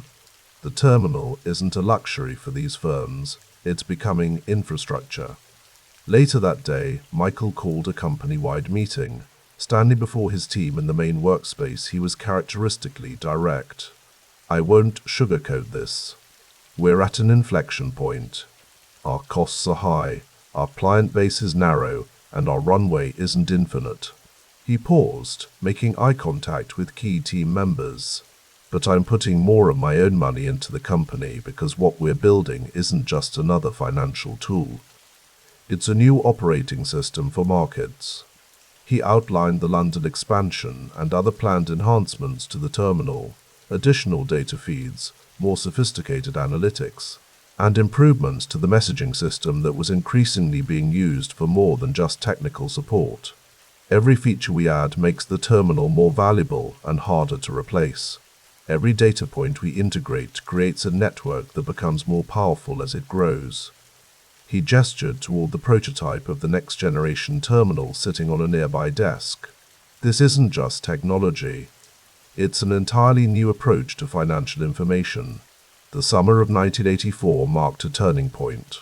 Bloomberg LP had weathered its most precarious financial period and was now installing terminals at a steady pace throughout Merrill Lynch's global offices. The distinctive black keyboard and orange screen had become familiar fixtures on trading desks, and the company's headcount had grown to 50. Michael arrived at the office early one morning to find Duncan already there, reviewing the latest usage statistics from the terminals. "Look at this," Duncan said, pointing to a graph on his screen. "Message volume between users is up 340% quarter over quarter. They're not just using the terminals for data and analytics. They're communicating with each other through our system." Michael leaned in, studying the patterns. "What are they talking about?" Everything, market color, trade ideas, even lunch plans. It's becoming a closed communication network for traders. Michael straightened up, a slight smile forming. That's the real moat. Not just the data or the analytics, but the community. If all your contacts are on Bloomberg messaging, leaving means losing access to that network. The realization accelerated a strategic shift. Michael directed resources toward enhancing the messaging capabilities, recognizing that communication might ultimately prove as valuable as information in retaining clients. In a rare moment of reflection, Michael found himself alone on the office roof deck late one evening. The Manhattan skyline glittered before him, the financial district's towers illuminated against the night sky. He thought about the path that had led him here from Salomon's trading floor to founding his own company at age 39. The door opened behind him, and Secunda joined him at the railing. "Systems are running smoothly," Secunda reported. "The London feeds are stable, and we just installed 10 more terminals at Merrill's Tokyo office." Michael nodded, still looking out at the city. "Remember when we started, people thought we were crazy to challenge Reuters and Telerate." "Most people still think we're crazy," Secunda replied with a slight laugh. "But they're also starting to think we might be right." "The terminal is just the beginning," Michael said, echoing what he'd written in his notebook years earlier. "We're building something bigger, an entire ecosystem for financial information." Secunda looked sideways at his partner. "You know Merrill's exclusivity agreement expires next year. We'll be free to sell to other firms." Michael turned, his expression contemplative but determined. "And by then we'll have developed capabilities no other system can match. The real competition isn't with other information providers, it's with inertia. Once we break that, the market opens up entirely." As they stood there in the warm summer night, the foundations of what will become a global financial information empire were solidifying. The terminal, with its distinctive black keyboard, orange screen, and specialized function keys, was becoming more than a tool. It was becoming essential infrastructure for the financial world. Michael Bloomberg, the pragmatic engineer turned Wall Street information revolutionary, had transformed a severance package into something that would ultimately redefine how markets functioned. The road ahead would hold public service and philanthropy, but in those early years of the 1980s, he was laying the groundwork for a different kind of power, the power that comes from controlling the flow of information in a world increasingly driven by data. The city lights continued to twinkle below them, a visual echo of the countless terminals now beginning to illuminate trading floors. Around the world, each one connected to a system born in this very building, each one extending the reach and influence of the company that bore his name. The rain swept across Midtown Manhattan in the autumn of 1986, droplets catching the amber glow of streetlights as they trickled down the windows of the Merrill Lynch executive suite. Michael Bloomberg stood silently, watching the world's financial capital glitter beneath him. His company, only 5 years old, was about to change forever. $30 million for 30%, said the Merrill executive, sliding the papers across the polished mahogany table. "We believe in what you've built, Michael." Bloomberg nodded, his face revealing nothing as he signed the documents. The terminal, his vision of an integrated financial information system, had found its validation. Not just a client now, but a significant investor. 5 years of 18-hour days crystallized in a single pen stroke. "You won't regret this," Bloomberg said, voice measured, confident. "The terminal is going to become as essential to trading as telephones." Outside, a taxi honked in the distance. Inside, the future of financial information was quietly shifting. The Black Monday crash of 1987 transformed Wall Street's perception of the Bloomberg Terminal from luxury to necessity. While markets plummeted 22% in a single day, Bloomberg systems remained operational. Phones jammed across trading floors. The Bloomberg messaging worked flawlessly. Traders who had access to the terminals maintained their informational advantage. Those without were effectively blind. In his modest downtown office, deliberately unpretentious compared to the Wall Street palaces, Bloomberg studied the terminal usage reports with Tom Secunda, his systems architect and partner since the beginning. Usage spiked 300% during the crash, Tom said, pushing his glasses up the bridge of his nose. They're not just using us for data anymore, they're communicating through us. Michael leaned back in his chair. That's the real business, Tom. Once they're talking to each other through our system, they can't leave. We're not selling data, we're selling the network. Reuters still has more market share, Tom cautioned. For now, Bloomberg replied, the ghost of a smile playing at his lips. But they don't understand what we're building. They think we're in the information business. We're not. We're in the workflow business. By 1990, Bloomberg LP crossed into profitability. The terminals, now numbering in the thousands, had become a fixture on trading desks across New York, London, and Tokyo. The distinctive keyboard with its specialized function keys had become a status symbol in finance, its presence signifying a trader's importance. The company had expanded into a full floor at 499 Park Avenue. The space hummed with purpose, engineers coding new functions, account managers securing renewals, technical support staff answering calls. Bloomberg walked through the floor regularly, asking questions, demanding precision, absorbing details. In a conference room overlooking Park Avenue, Michael sat with Lex Fennick, an early hire who had risen quickly through the sales organization. The repeat rate is 98%, Fenwick reported, British accent crisp against the American bustle outside the room. Once they install us, they don't leave. Michael nodded. What about Reuters? What are they doing to respond? Still fragmented systems, different terminals for different functions. They're not integrating the way we are. Bloomberg tapped his pen against the table, rhythmic, thoughtful. They'll catch up eventually. We need to keep adding functionality they can't match. What about messaging volume? Up 40% quarter over quarter. The traders are addicted to it. Some firms are starting to build internal policies around Bloomberg messaging. Good, Michael said. That's exactly what we want. When company compliance departments build policies around your product, you've become infrastructure.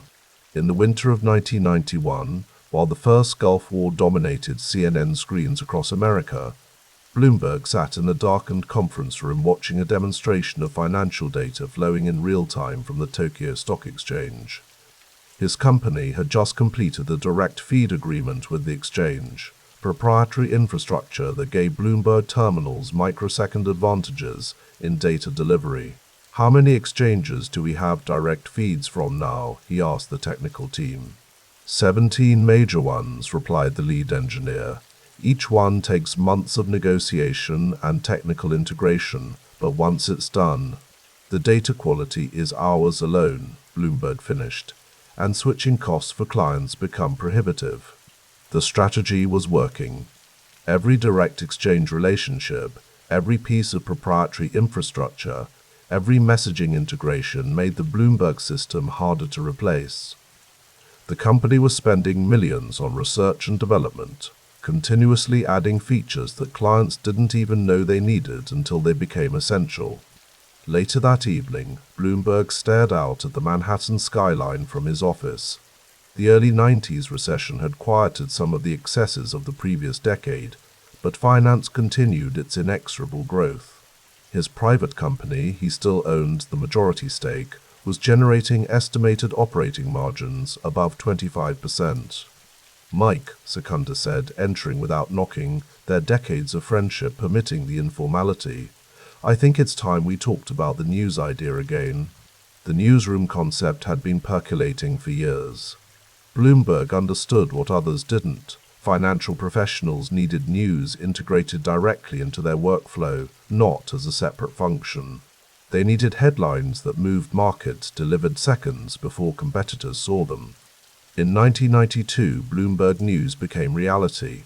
A modest operation at first, a handful of journalists filing stories directly into the terminal, but with ambitions that stretched far beyond financial reporting. Matthew Winkler, recruited from the Wall Street Journal to build the operation, sat across from Bloomberg in a Manhattan steakhouse. The restaurant hummed with the conversation of finance professionals unwinding after market close. Most financial news is either too slow, too shallow, or too narrative-driven, Bloomberg said, cutting precisely into his stake. I want stories that give terminal users an edge they can trade on. Actionable intelligence, Winkler agreed. But we need to be seen as legitimate journalists, not just a terminal feature. That means real reporting, real standards. Bloomberg nodded. Build it right. I'll fund it properly. But remember, every story needs to justify its existence to someone paying $10,000 a year for our service. And if we establish ourselves as a serious news organization, Winkler asked, then we've added another moat around our business. Reuters can copy our data functions. They can't easily replicate a global newsroom integrated into our terminal. By 1993, Bloomberg News had expanded rapidly, with bureaus opening in major financial capitals. The terminal's dominance was growing. The Bloomberg had become shorthand on trading floors worldwide for the window into financial reality. The company culture reflected its founder, demanding, meritocratic, relentlessly focused on the customer experience. In the company's expanded headquarters, Bloomberg convened his leadership team. Tom Secunda, the systems genius, Lex Fenwick, the aggressive sales leader, Matthew Winkler, the newsroom builder. Each represented a facet of the integrated strategy that made the company increasingly unassailable in its market position. Thomson Reuters just announced their new Triarch platform, Fenwick reported. They're trying to integrate news and data the way we do. Bloomberg remained unperturbed. How long to build what we've already got? Years, Secunda answered, and we're not standing still. The founder nodded. We're outspending them on R&D by a factor of 3. Keep it that way. Later, Bloomberg walked alone through the newsroom, now staffed around the clock. Young reporters hunched over terminals, phones pressed to ears, chasing stories that would flow directly to the world's most influential financial professionals. What had begun as a data service had evolved into a complete ecosystem for finance, news, analytics, communication, all integrated into a single workflow. A reporter looked up nervously as the founder passed. Bloomberg stopped. "What are you working on?" he asked. "Bond market reaction to the Clinton stimulus plan, sir. Make sure you include the Treasury yield curve data in your terminal link. Traders need to see the numbers alongside your analysis." The reporter nodded quickly. Bloomberg moved on, his mind already calculating the next expansion, the next feature, the next market to conquer. On a cold December evening in 1993, Bloomberg sat in the back of his car as it glided through Manhattan. Street decorations glimmered in the darkness, marking the approach of the holiday season. His driver navigated through the traffic with practiced ease. "Stop here," Bloomberg instructed as they passed the old Salomon Brothers building where his career in finance had begun decades earlier. The car pulled to the curb. Through the window, he studied the imposing structure. 12 years had passed since his unceremonious departure from Salomon. The severance payment that had funded his company's birth seemed almost trivial now. Bloomberg LP had grown beyond what even he had envisioned. Thousands of employees, terminals installed in every major financial institution globally, a news division expanding into a journalistic force. The car phone rang. His assistant's voice came through. "Mr. Bloomberg, I have Tom Secunda for you." "Put him through." "Mike," Secunda's voice was animated. "We just got the numbers. Terminal installations passed 10,000 this month. The messaging traffic doubled year over year. What about the new analytics functions? Usage is off the charts. The fixed income portfolio tools especially." Bloomberg watched a group of young bankers exit the Salomon building, heading for evening drinks. They looked like he once had, ambitious, driven, certain of their place in the world's financial machinery. "Good. Keep pushing on the news integration. I want every terminal user to see Bloomberg News headlines before they see anyone else's." After ending the call, Bloomberg continued watching the Salomon building. He had built something that had transformed how financial markets operated, not through flash or marketing genius, but through understanding what traders and bankers actually needed to do their jobs more effectively. The terminal, with its distinctive keyboard, specialized functions, integrated messaging, and now news, had become the lens through which global finance viewed itself. Every morning, thousands of professionals worldwide began their day by logging into Bloomberg. Their workflows, their language, their information advantage all flowed through his system. "Where to now, Mr. Bloomberg?" his driver asked. Michael Bloomberg took a final look at the building where his first finance career had ended and his true legacy had begun. "The office," he said. "There's more to build." The car pulled away from the curb, merging back into the flow of Manhattan traffic. In buildings throughout the financial district, Bloomberg terminals continued their quiet, essential work processing trades, delivering news, connecting the world's financial professionals through an information ecosystem that had become as fundamental to markets as money itself. The September evening stretched long shadows across the terrace of Michael Bloomberg's East 79th Street townhouse. The air carried a hint of autumn, that particular New York Christmas that signals the city's transition from summer's oppressive humidity to fall's golden promise. Michael stood at the edge of his balcony, gazing south toward the skyline that defined the kingdom he was contemplating. $4 billion, he said softly to himself, not in celebration but as a simple acknowledgement of fact. The latest private valuation of Bloomberg LP had crossed thresholds that transformed abstract wealth into something more profound, a kind of financial gravity that bent reality around it. In the living room behind him, Kevin Sheikey spread papers across a coffee table, plotting strategy with the methodical precision of a battlefield commander. Patricia Harris, known to all as Patty, Bloomberg's consigliere and most trusted advisor, sipped tea while reviewing polling numbers. "The timing matters more than anything," Sheikey said without looking up. "Post-Giuliani, pre-whatever comes next, that's our window." Michael turned from the skyline. At 59, he carried himself with the same contained energy that had propelled him from Salomon Brothers' trading floor through the founding of his company and into this moment of consideration. His casual attire, Brooks Brothers shirt, sleeves rolled precisely to mid-forearm, belied the weight of the decision before him. "It's not about timing," Bloomberg replied, stepping back inside. "It's about capacity. Can the city be run like a company? That's the real question." Patty placed her teacup down with a gentle clink. "That's not actually the question voters will ask," she corrected. "They'll ask if a billionaire with no political experience should run their city. The answer needs to be more compelling than, 'I'm rich enough not to be bought.'" Bloomberg nodded, appreciating her candor. Their relationship stretched back to 1994, when he'd hired her away from the Dinkins administration. In the years since, she had become the institutional memory and emotional barometer of his increasingly complex world. "So we reframe," he said, "liberal on social issues, conservative on finances, data-driven pragmatism over ideology." "And Republican," Sheikey added. "The Democratic primary is a bloodbath waiting to happen. 6, maybe 7 candidates splitting the vote. As a Republican, you face maybe 2 opponents, tops." Bloomberg frowned slightly. He'd been a lifelong Democrat, though one who found himself increasingly at odds with the party's economic positions. The switch would be tactical, not philosophical, a navigation of political realities rather than a conversion. "Will people buy it?" he asked. "They'll buy competence after 9/11, Sheikey replied. The room fell silent. The terrorist attacks had occurred just weeks earlier, and the city's financial district remained a smoldering wound. The election, originally scheduled for September 11th itself, had been postponed. Giuliani, suddenly transformed from controversial lame duck to national hero, had tried to extend his term but found no legal path forward. "This isn't how I planned it," Bloomberg said quietly.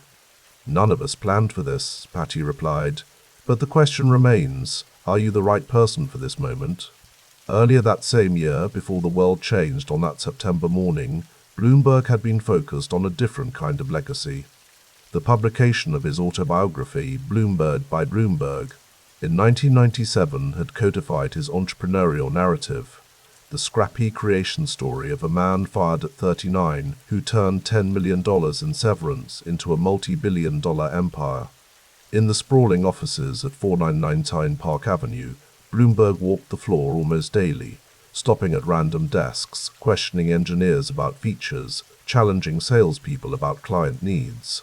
The culture he'd built mirrored his personality, intense, data-obsessed, allergic to excuses. The terminal count crossed 150,000.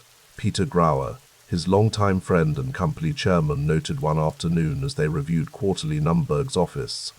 The space was deliberately modest. Mike insisted his workspace be no different than anyone else's in size or appointment. "That's not the metric that matters," Bloomberg replied. "Retention rate is what counts. Once they have it, do they keep it?" 98%, Grauer confirmed. "No one cancels unless they go out of business." Bloomberg nodded, satisfied. The Bloomberg Terminal, officially the Bloomberg Professional Service, had evolved from a fixed data delivery system into something approaching ubiquity. The latest innovation, Bloomberg Anywhere, allowed subscribers to access their terminals from any computer in the world, laying groundwork for the mobile revolution that would follow. "We're solving the same problem we always have," Bloomberg said. "People with money need to know what's happening to their money faster than the next person." That hasn't changed since I was at Salomon. The mention of Salomon brothers hung in the air between them. Bloomberg rarely spoke of his firing in 1981, but those who knew him well understood it as the inflection point around which his entire narrative revolved, the moment he transitioned from employee to owner, from serving assistant to creating one. "Merrill's still our biggest client?" Bloomberg asked, though he knew the answer. 20 years this October, Grauer confirmed. "From the first 20 terminals to more than 10,000 now." Bloomberg smiled slightly. That initial contract, the one he'd personally negotiated with Merrill Lynch in 1982, had been the foundation upon which everything else was built. Merrill had paid $30 million for a 30% stake in the early company. Bloomberg had later bought most of it back, maintaining approximately 88% ownership of the firm. That concentrated bet was now worth billions. "Sometimes I think about what would have happened if they'd said no," Bloomberg mused. "If I hadn't gotten fired, if Merrill hadn't taken the chance, 3 moments that could have gone either way." "And now you're considering a fourth," Grauer observed. "Mayor Bloomberg has a ring to it." Michael shook his head. "If I do this, it's not about the title, it's about the application, taking what worked here and seeing if it works there." The television screen flickered in the corner of Bloomberg's home study, financial news scrolling across the bottom as analysts dissected the aftermath of the dot-com bubble's burst. The Nasdaq had peaked in March 2000 at 5,048 before crashing, wiping out trillions in paper wealth. By September 2001, it had fallen below 1,500. "They're calling it the end of the internet era," Howard Wolfson observed, gesturing toward the screen. Recently brought into Bloomberg's orbit to handle communication strategy, Wolfson had a political operative's instinct for narrative. "They're wrong," Bloomberg replied without looking up from the report he was reading. "It's the beginning of the useful internet era. The junk is being cleared out." "That's a good line," Wolfson noted. "Mind if I use it when they ask about your tech credentials?" Bloomberg finally looked up. "What they should ask is why I kept my company private while everyone else was rushing to IPO. That's the real difference between me and the dot-com crowd." "Control," Wolfson said. "Patience," Bloomberg corrected. "An IPO is a sugar high. I wanted sustainable growth. The public markets demand quarterly thinking. I build for decades." The campaign was taking shape around them. Bloomberg had already transferred day-to-day operations of his company to trusted lieutenants, though he maintained his ownership stake and ultimate authority. The separation created a buffer, not a wall between his business interests and his political ambitions. "The spending is going to raise eyebrows," Wolfson cautioned. $73 million for a mayoral race is unprecedented. "It's my money," Bloomberg replied simply. "Would they prefer I take donations with strings attached? This way, the only person I owe anything to is me." "The narrative will be about buying the office," Wolfson persisted. Then we counter with expertise. New York is a $3 billion enterprise with 250,000 employees. Who's better qualified to run it, career politicians or someone who built a global business from nothing? The self-mythology was carefully constructed. Bloomberg had indeed created his company from the ground up, but he'd done so with significant advantages: elite education, Wall Street training, and that critical $10 million severance package that had funded the earliest days. Still, the core remained true. He had transformed a moment of professional crisis into unimaginable success through vision and execution. The media will dig, Wolfson warned. Let them, Bloomberg shrugged. There's nothing to find. I don't have yachts or Maseratis. I take the subway to work most days. I've lived in the same house for decades. This was both true and incomplete. Bloomberg's lifestyle was indeed modest by billionaire standards. Practical cars, limited ostentation, but his wealth enabled private jets, multiple homes, and a kind of financial insulation from everyday concerns that most New Yorkers could hardly fathom. The challenge, Patty Harris interjected as she entered the room, is balancing the self-made man narrative with the billionaire reality. People respect achievement, but they resent power they perceive as unearned. Bloomberg considered this. Then we emphasize the work, not the money. The campaign headquarters hummed with activity. Volunteers manned phone banks, consultants crafted messaging, and data analysts pored over district-by-district breakdowns of voter demographics. Bloomberg moved through the space like a CEO touring a factory floor, observant, questioning, focused on process improvements. The ads are working, Shiki reported, falling into step beside him. Name recognition crossed 70% last week. Recognition isn't support, Bloomberg replied. Where are we with likely voters? 42%, Green's at 45%. It's within the margin of error. Mark Green, the Democratic candidate and longtime public advocate, had emerged from a bruising primary. Bloomberg, running as a Republican, had faced minimal opposition. The strategy of party switching had worked exactly as planned, giving him a clear path to the general election. We need more on the ground, Bloomberg decided. Increase the canvassing budget by 20%. I want people in neighborhoods talking to actual voters, not just bombarding them with commercials. The scale of spending was unprecedented in municipal politics. Bloomberg authorized expenditures that would have bankrupted traditional campaigns without hesitation. When advisors suggested $500,000 for a particular initiative, he would casually inquire if $2 million might yield better results.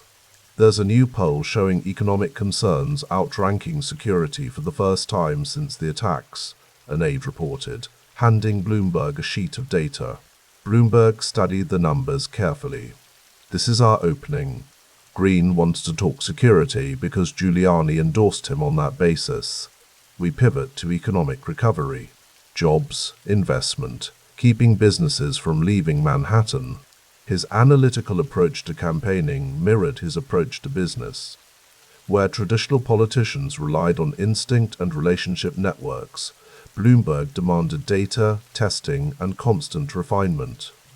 Campaign operations were organized like trading desks, information flowing in, decisions flowing out, all with meticulous accountability. We're getting traction with the businessman, not politician messaging, Wolfson noted, especially in Queens and Staten Island. And we're losing Manhattan liberals who think I'm Giuliani with more money, Bloomberg countered. We need balance. Push the social progressive credentials harder. Remind them I'm pro-choice, pro-LGBT rights, pro-gun control. A Republican by convenience, not conviction. The campaign had become a masterclass in political positioning. Bloomberg had identified the exact coordinates where his natural strengths intersected with the electorate's needs. In a city traumatized by terrorism but worried about economic fallout, he offered competence without ideology, a manager rather than a visionary. On election night, November 6, 2001, Bloomberg gathered with his inner circle at campaign headquarters. The early returns showed a race too close to call. The mood was tense but controlled, the same atmosphere Bloomberg cultivated during market volatility at his company. "Brooklyn numbers are better than expected," Sheikhy reported, phone pressed to his ear. "Queens is tight. Manhattan is going green, but not by the margins he needed."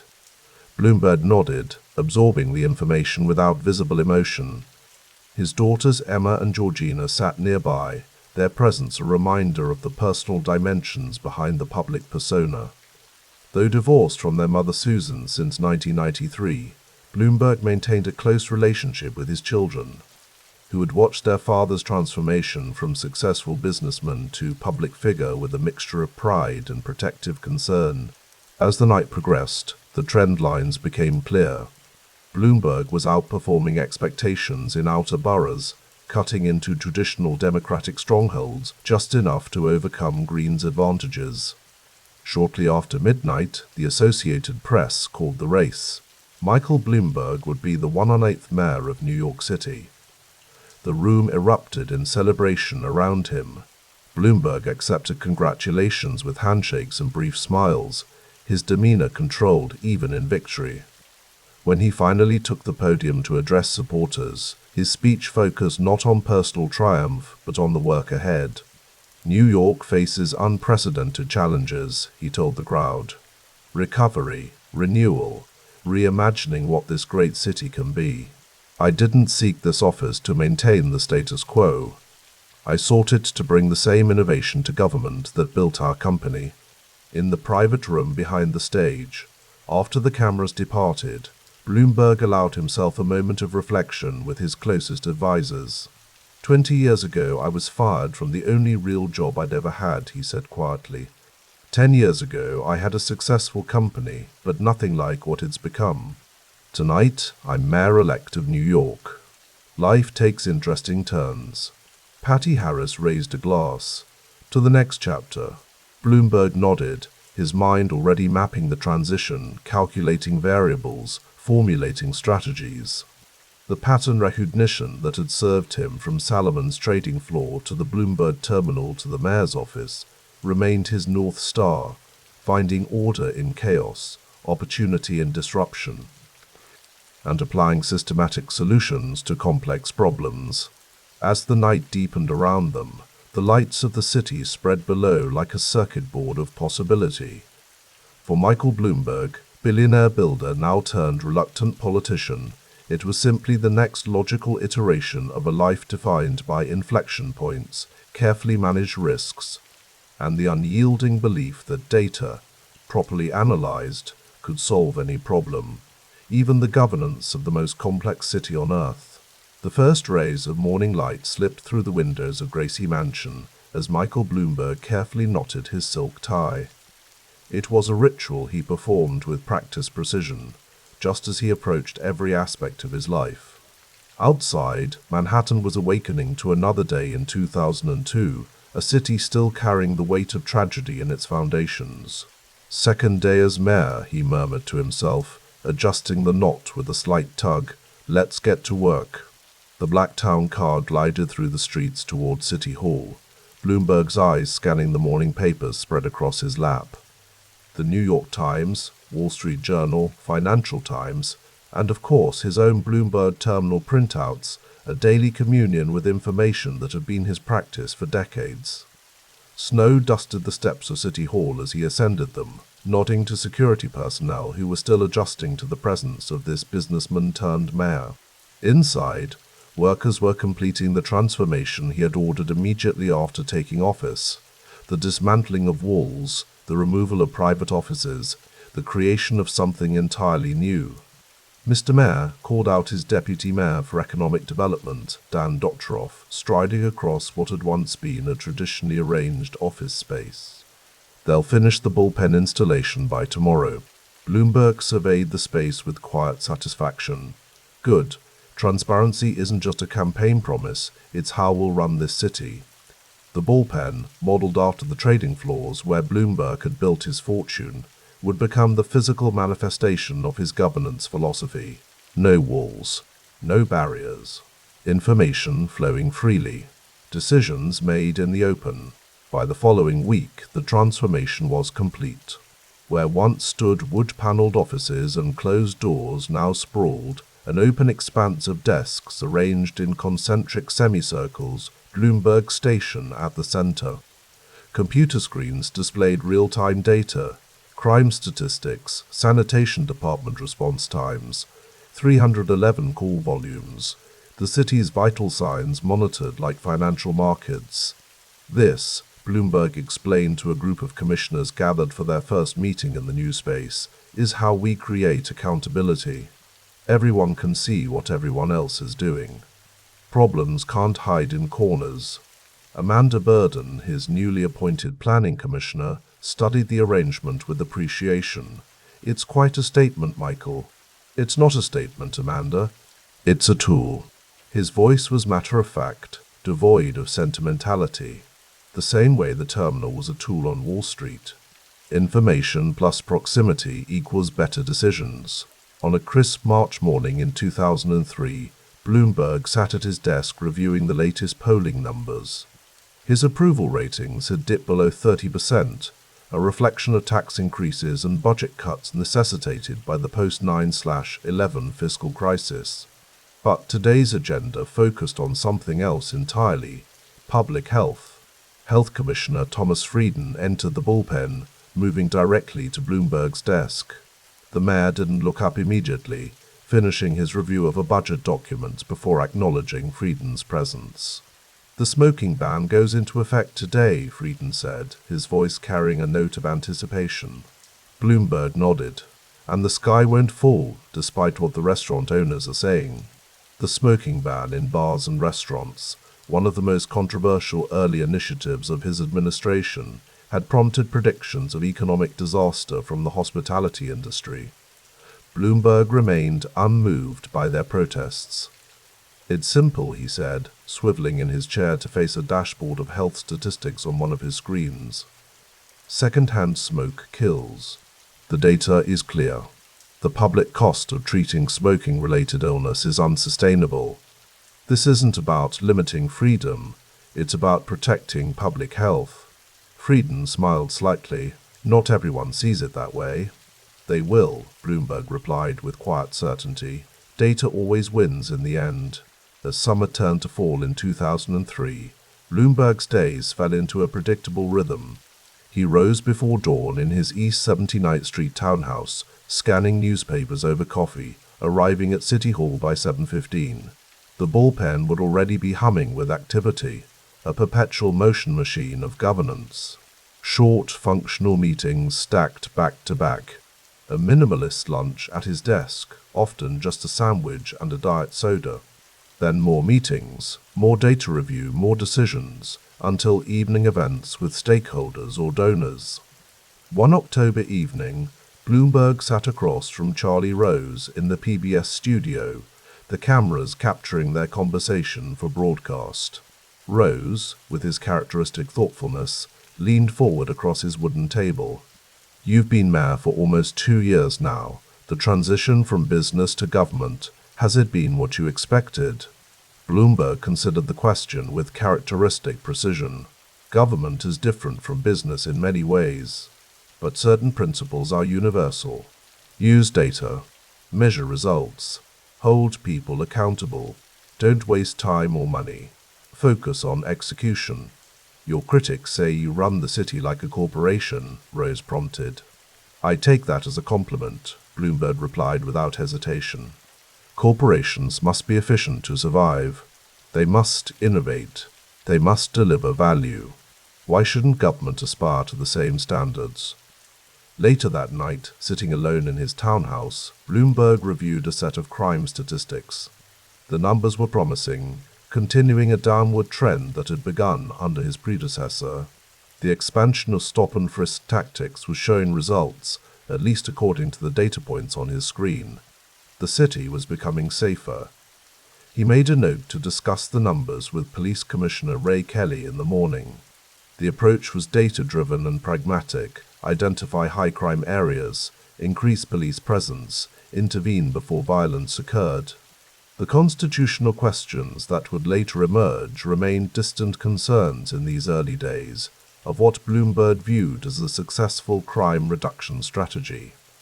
In the spring of 2004, Dan Dotroff spread architectural renderings across Bloomberg's desk in the bullpen. Around them, the daily business of city government continued unabated. Phones ringing, keyboards clicking, voices discussing everything from school test scores to pothole repairs. Hudson Yards, Dotroff explained, pointing to the drawings, the largest undeveloped parcel in Manhattan. We can transform it from rail yards into a whole new neighborhood. Bloomberg studied the plans with the same intensity he once applied to market data. Timeline? Years, Dotroff admitted. First we need to rezone, then extend the 7 train, then create the platform over the rail yards. And the financing? Complex, but doable. Bloomberg nodded, already seeing the transformed cityscape in his mind. This is the kind of long-term thinking New York needs, not just managing today's problems, but building tomorrow's solutions. Nearby, Planning Commissioner Amanda Burden was explaining another project to a group of staff members. Her hands moved animatedly as she described the vision for the High Line, transforming an abandoned elevated railway into a public park. The mayor thinks decades ahead, she told them. Most politicians think in 4-year election cycles. He thinks about what the city will need in 20 years. Bloomberg caught fragments of her explanation and permitted himself a small smile. The governance style he had established, technocratic, data-driven, long-term oriented, was taking root among his team. Later that week, Bloomberg hosted a dinner at Gracie Mansion for business leaders. The conversation inevitably turned to Bloomberg LP, the company he had founded and still owned, though he had stepped away from day-to-day operations. "How do you maintain the separation?" asked one guest, a real estate developer curious about the potential conflicts of interest. Bloomberg sipped his water. He rarely drank alcohol at official functions, before answering. "I put the company in the hands of people I trust completely.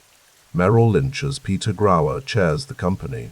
My focus is entirely on the city now."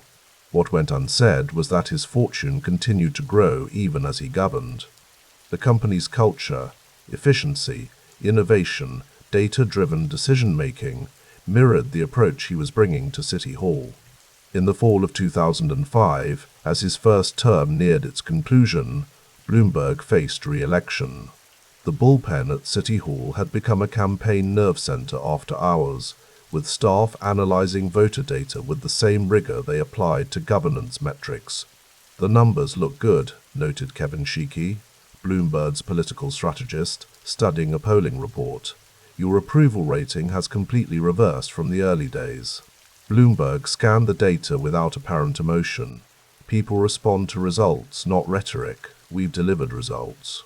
Indeed, the city had changed during his first term. Crime continued to decline. The smoking ban, after initial resistance, had been accepted as the new normal. The budget deficit had been addressed through a combination of tax increases and spending cuts. Plans for rezoning and development were moving forward. The chaos and uncertainty of the post-9/11 period had given way to a sense of steady, if sometimes rigid, management. On election night in November 2005, Bloomberg stood on a stage at the Sheraton, acknowledging his victory with characteristic restraint. No exuberant celebration, no triumphant rhetoric, just a business-like acceptance of the voters' decision to grant him a second term. "We have more work to do," he told the crowd, his voice level and controlled. "More results to deliver, more problems to solve. Tomorrow, we get back to work." The following morning, Bloomberg was at his desk in the bullpen by 7, reviewing overnight crime reports and sanitation data. His second term would bring new initiatives, more public health measures targeting obesity, ambitious environmental sustainability plans, continued economic development. As 2006 began, Bloomberg convened his senior team in City Hall's Committee of the Whole Room, one of the few spaces large enough to hold everyone. The bullpen was too crowded for this annual strategic planning session. 4 more years, he said, looking around at his commissioners and deputy mayors. What are we going to accomplish that will still matter 20 years from now? Health Commissioner Thomas Frieden spoke up first. We've addressed smoking. Now we need to tackle obesity and nutrition, trans fats in restaurants, calorie counts on menus. Bloomberg nodded approvingly. The data on obesity-related illness is compelling. What else? Plan NYC offered Dr. Off, a comprehensive sustainability plan for the city's future. Climate change, infrastructure, housing, all of it integrated. Education reform, added another voice, building on the governance changes to improve outcomes. Throughout the day, the discussion continued, not with political calculation or ideological fervor, but with the measured tone of problem solvers analyzing systems. Bloomberg listened more than he spoke, occasionally asking for more data or challenging assumptions. As the meeting concluded and staff filed out, Amanda Burden lingered. "You know, Michael," she said thoughtfully, "what we're doing here isn't traditional politics. It's a different approach to governance entirely." Bloomberg packed his briefing materials with methodical precision. "I didn't run for office to be a politician. I ran to be a manager. New York is the most complex organization in the country. It deserves professional management." As he walked back to the bullpen, Bloomberg passed a wall of screens displaying the city's vital statistics: response times, complaint volumes, public health metrics, economic indicators. The data points flickered and updated in real time, a digital reflection of the city's pulse. He paused for a moment, watching the numbers change. This was governance as he understood it, not through rhetoric or ideology, but through measurement, analysis, and execution. The city as a system to be optimized. Problems as equations to be solved. The bullpen hummed with activity around him, his vision of transparent, data-driven governance made physical.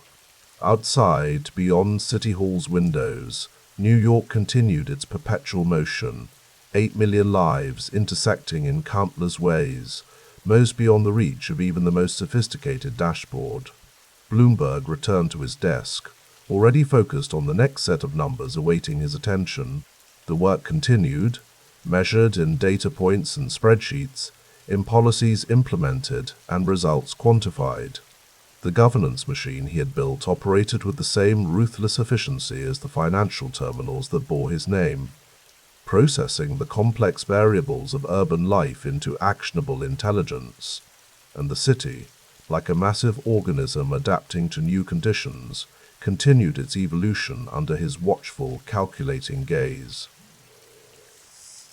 The slate-gray clouds hung low over New York City as Mayor Michael Bloomberg stared out the window of his Upper East Side townhouse. Rain pattered against the glass, matching the rhythm of his thoughts.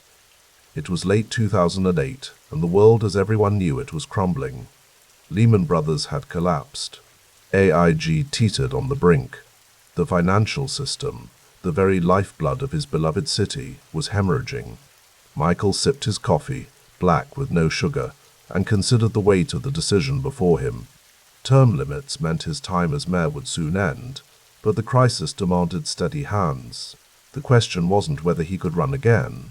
The question was whether he should. William, he called to his longtime advisor who sat reviewing papers in the adjacent room. "What's the latest polling?" William Durham looked up, removing his reading glasses.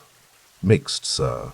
People respect your handling of the city's finances, but there's significant opposition to changing the rules. Some are calling it a power grab." Michael nodded, absorbing this without visible reaction.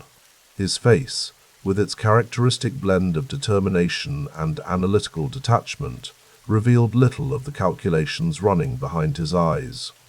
"Democracy isn't just about voting," he said quietly. "It's about having options. The people should have the right to choose continuity if that's what they want." The council vote was scheduled for October, 29 to 22. That's what his team projected. A narrow margin to override the term limits that New Yorkers had twice approved by referendum. "The editorial boards?" Michael asked. "The Times is on the fence. The Post is with you, surprisingly. Most are framing it as a question of process versus pragmatism." Outside, a siren wailed in the distance, the sound of a city that never stopped even as markets plunged and retirement accounts evaporated. "When the building's on fire," Michael said, more to himself than to William, "you don't change the fire chief." The city council chambers buzzed with tension on the day of the vote. Michael watched from his office as the proceedings streamed on a monitor. His expression remained impassive as council members rose to speak, some invoking democratic principles, others citing the unprecedented economic crisis. Christine Quinn, the council speaker and his ally, managed the floor with practiced efficiency. Michael noted the political capital she was spending on his behalf, another calculation in the ledger of favors and alliances that defined governance. When the final tally came, 29 to 22, Michael allowed himself a brief nod of acknowledgement. The path was clear now. He would seek a third term, positioning himself as the steady hand in turbulent waters. That evening, at a press conference, camera flashes illuminated his face as he spoke of duty and continuity. Behind the podium, his mind was already mapping out the campaign ahead, the neighborhoods that needed attention, the messages that would resonate in a city gripped by financial anxiety. "Mayor Bloomberg," called a reporter from the third row, "critics say this move undermines the will of the voters who twice approved term limits. Your response?" Michael leaned slightly forward, his voice measured. "In normal times, I would be the first to abide by the established rules. But these are not normal times. The financial crisis demands experienced leadership, and I believe I have something still to offer this city." Later, as his motorcade glided through the rain-slicked streets of Manhattan, Michael observed the city he had governed for 7 years. The gleaming towers of finance stood like sentinels, their lights punctuating the darkness. Yet behind those lights, he knew, were trading floors in chaos, executives in crisis meetings, and a system struggling to find its footing. The car passed a newsstand where tomorrow's headlines were already visible. "Bloomberg gets his way." Not entirely accurate, he thought. It wasn't about getting his way. It was about doing what he believed was right, even when the path was controversial. The price of conviction, after all, was often popularity. The 2009 campaign proved more challenging than his previous two. His opponent, Comptroller William Thompson, hammered the term limit override as an affront to democracy. The margin of victory, a surprisingly narrow 5 points despite outspending Thompson 14-1, signaled that many New Yorkers shared this view. On a cold January morning in 2010, as Michael began his third term, he stood at his desk in City Hall's bullpen, the open plan office he had created to foster transparency and collaboration. Around him, staffers moved with purpose, their conversations creating a low hum of administrative machinery. "Sir," his deputy mayor approached with a tablet displaying unemployment figures, "we're seeing some stabilization, but the recovery is uneven across boroughs." Michael studied the numbers, his mind automatically segmenting the data by neighborhood, income level, and industry sector. Data had always been his North Star, first at Salomon Brothers, then building his information company, now governing a city of 8 million. "Increase the small business support in the outer boroughs," he instructed, "and I want weekly updates on job creation in high-need areas." This was governance as he understood it, technocratic, data-driven, focused on measurable outcomes rather than ideological purity. It was an approach that had transformed the city in many ways, from public health initiatives to infrastructure improvements. Yet it also generated accusations of elitism and disconnection from ordinary New Yorkers' struggles. The criticism didn't trouble him unduly. Results mattered more than popularity, he believed. The city was safer, greener, and financially sounder under his watch, even if his methods sometimes chafed against democratic sensibilities. September 2011 brought a new challenge, one that epitomized the tensions of his tenure. In Zuccotti Park, a granite plaza nestled in the financial district, hundreds of protesters had established an encampment under the banner Occupy Wall Street. Their message, decrying income inequality and corporate influence, implicitly challenged the very system that had made Michael's fortune and informed his governance philosophy. On a crisp autumn evening, he visited a command center where police monitored the growing protest. Screens displayed various angles of the encampment, tents clustered together, makeshift kitchens, planning meetings in progress. "What are they saying?" he asked his police commissioner. "It's diffuse, sir. Income inequality, financial regulation, student debt. They don't have specific demands so much as general grievances." Michael nodded, studying the monitors. "They have a right to protest. They don't have a right to permanently occupy private property or disrupt the neighborhood." As weeks passed, the encampment grew, attracting media attention and spawning similar protests worldwide. Local businesses complained about disruption, while public health concerns mounted over sanitation in the crowded plaza. In November, after nearly 2 months, Michael authorized the nighttime clearing of the park. Police moved in before dawn, dismantling tents and arresting those who refused to leave. The operation was swift and decisive, his preferred approach to governance challenges. The next morning, at a press conference, his defense was characteristically unapologetic. The First Amendment protects speech. It doesn't protect the use of tents and sleeping bags to take over a public space. The operation drew criticism, allegations of excessive force, complaints about press restrictions during the raid, questions about whether financial interests had unduly influenced the decision. Michael weathered these with his typical stoicism, believing that leadership sometimes required making unpopular choices. That evening, as his car passed the now cleared Zuccotti Park, he reflected on the symbolism of the moment. The 99% versus the 1%, and he, a billionaire mayor, firmly categorized in the latter. The irony wasn't lost on him, yet he believed his wealth allowed him to govern without the entanglements of campaign debts or future career considerations. Independence, he had always maintained, was worth the accusations of elitism. By 2013, as his final term neared its end, a different controversy came to define his legacy. A federal judge ruled that the New York Police Department's stop-and-frisk practice, a cornerstone of his administration's crime-fighting strategy, was unconstitutional, citing racial discrimination and Fourth Amendment violations. In his City Hall office, Michael paced as he digested the ruling. Outside his window, the city continued its daily rhythm, yellow cabs flowing through intersections, pedestrians hurrying along sidewalks, the constant motion of urban life. "We're appealing," he told his legal team, his tone leaving no room for debate. "Crime is at historic lows. We have empirical evidence that this approach works."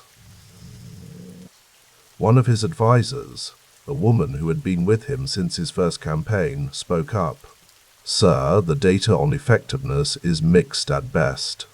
The recovery rate for weapons is less than 1% of stops. And each gun we take off the street potentially saves lives," Michael countered. "We can't abandon policies that work because they're uncomfortable or politically controversial." The exchange captured the essence of his governance philosophy, a belief in data-driven decision-making, even when the human costs were significant and unevenly distributed. The stops disproportionately affected young Black and Latino men, creating a reservoir of resentment that would haunt his political future.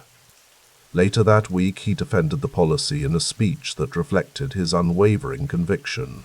"I can't in good conscience change something that I believe fundamentally keeps this city safe," he told the audience, his voice firm. "When I leave office, I want to be able to say that we did everything we could to protect innocent lives." The stance solidified 2 competing narratives about his morality: the effective technocrat versus the authoritarian figure willing to sacrifice civil liberties for statistical improvements. Both contained elements of truth, reflecting the complexity of a man who defied simple political categorization. As winter settled over New York in his final weeks as mayor, Michael sat in his philanthropic foundation's office, reviewing plans for his post-mayoral life. Outside, snow drifted past the windows, transforming the city into a quieter, softer version of itself. Patricia Norris, who had led his climate initiatives, entered with a portfolio of environmental projects awaiting his approval. "These are the expansion plans for Beyond Coal," she explained, referencing his campaign to close coal-fired power plants nationwide. Michael nodded approvingly. Climate change had become a central focus, allowing him to apply his data-driven approach to a global challenge.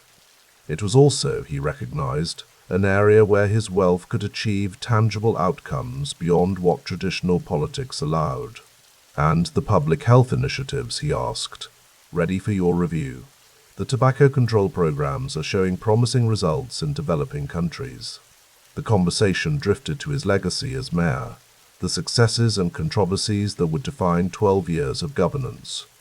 The smoking ban in restaurants and bars, the bike lanes and pedestrian plazas that had transformed the cityscape, the post-9/11 economic recovery, the attempted restrictions on large, sugary drinks that had earned him the nanny state label, and, unavoidably, stop and frisk, and the term limits override, decisions that reflected both his strengths and limitations as a leader. "The next administration will drop the stop and frisk appeal," Patricia noted. Michael's expression tightened slightly. "They'll do what they think is right, as did I." Later that evening, as he walked through his Upper East Side home, he paused before a window that offered a panoramic view of the city he had led for over a decade. The skyline glittered against the night sky, a testament to human ambition and engineering, not unlike the data terminals that had built his fortune. New York was safer than when he took office, financially stronger, more innovative in many ways.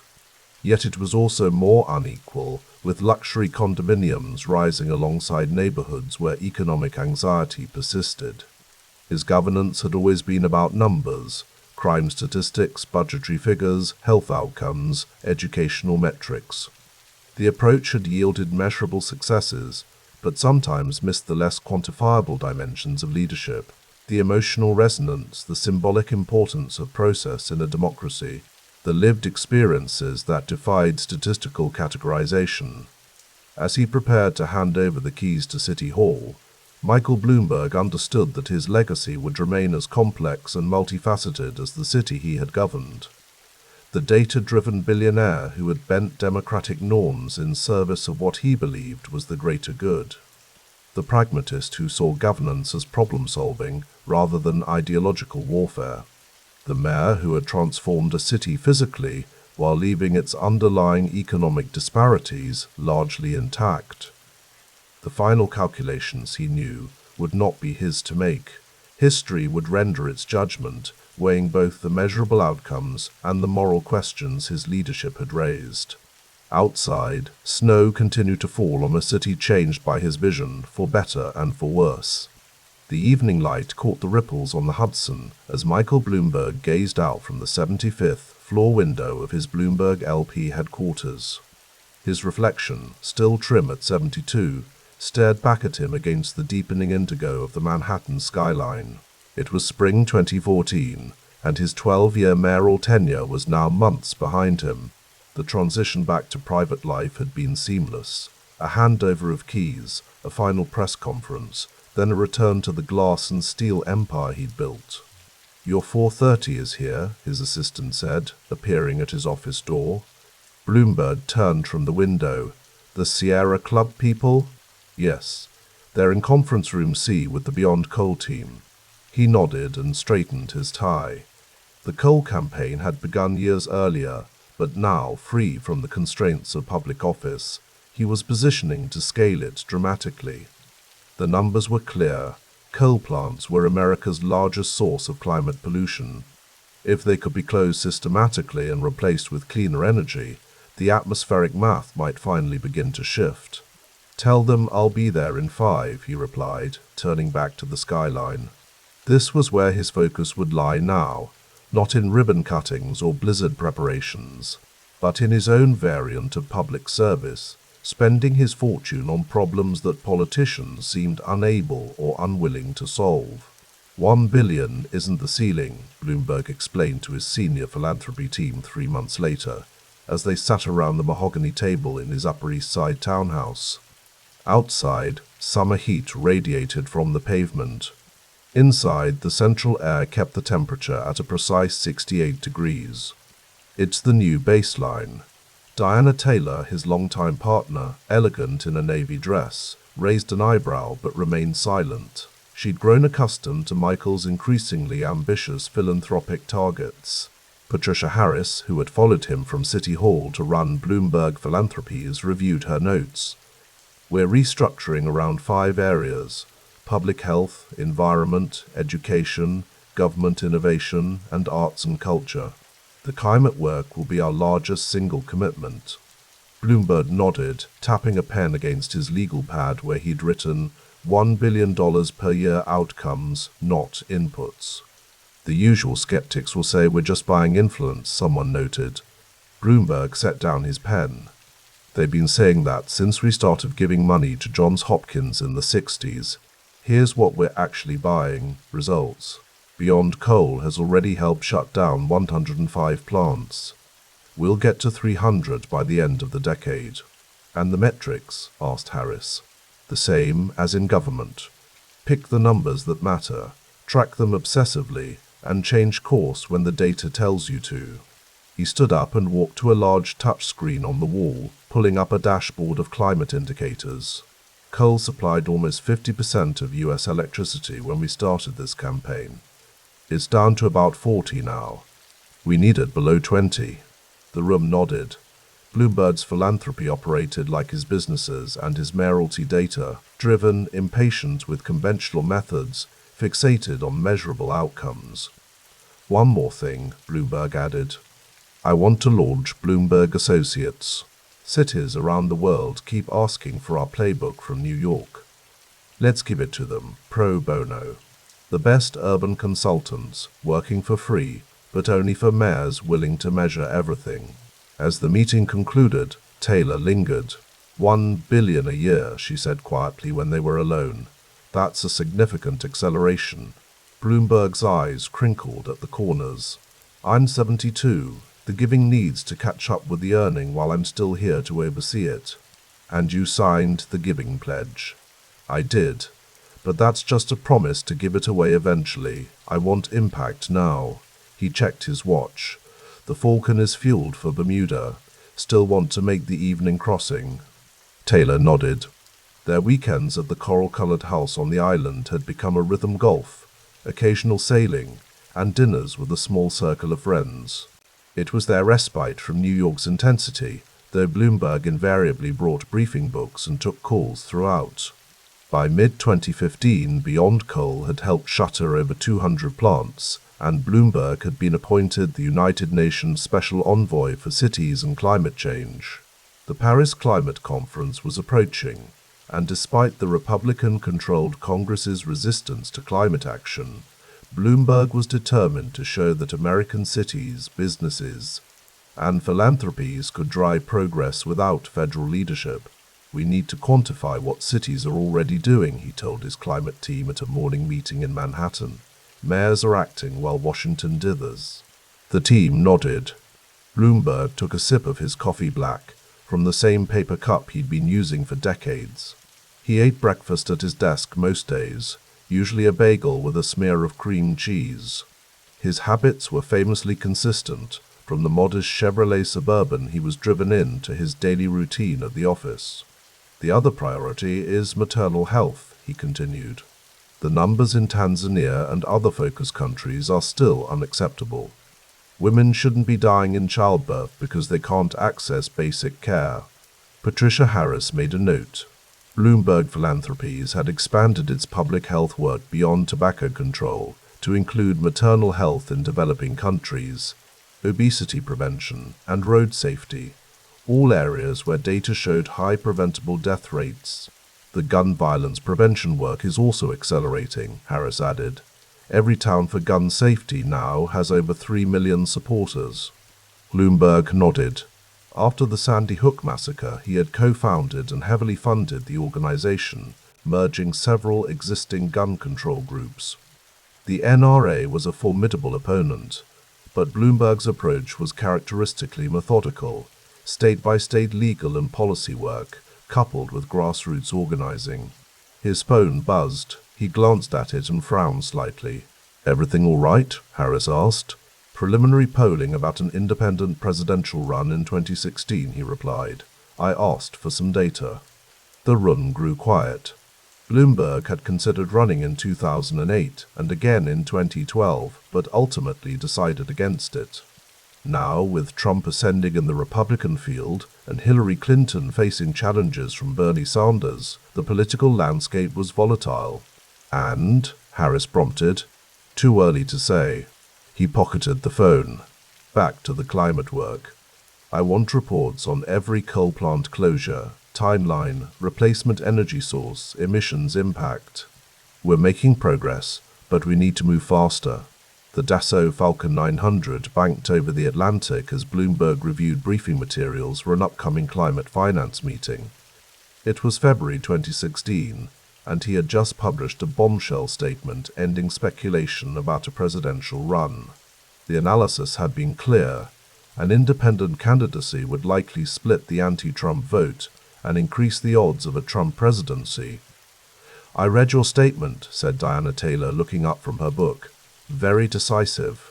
Bloomberg set down his papers. "The numbers didn't work. I won't be the reason Trump reaches the White House." Taylor studied his face. "Disappointed?"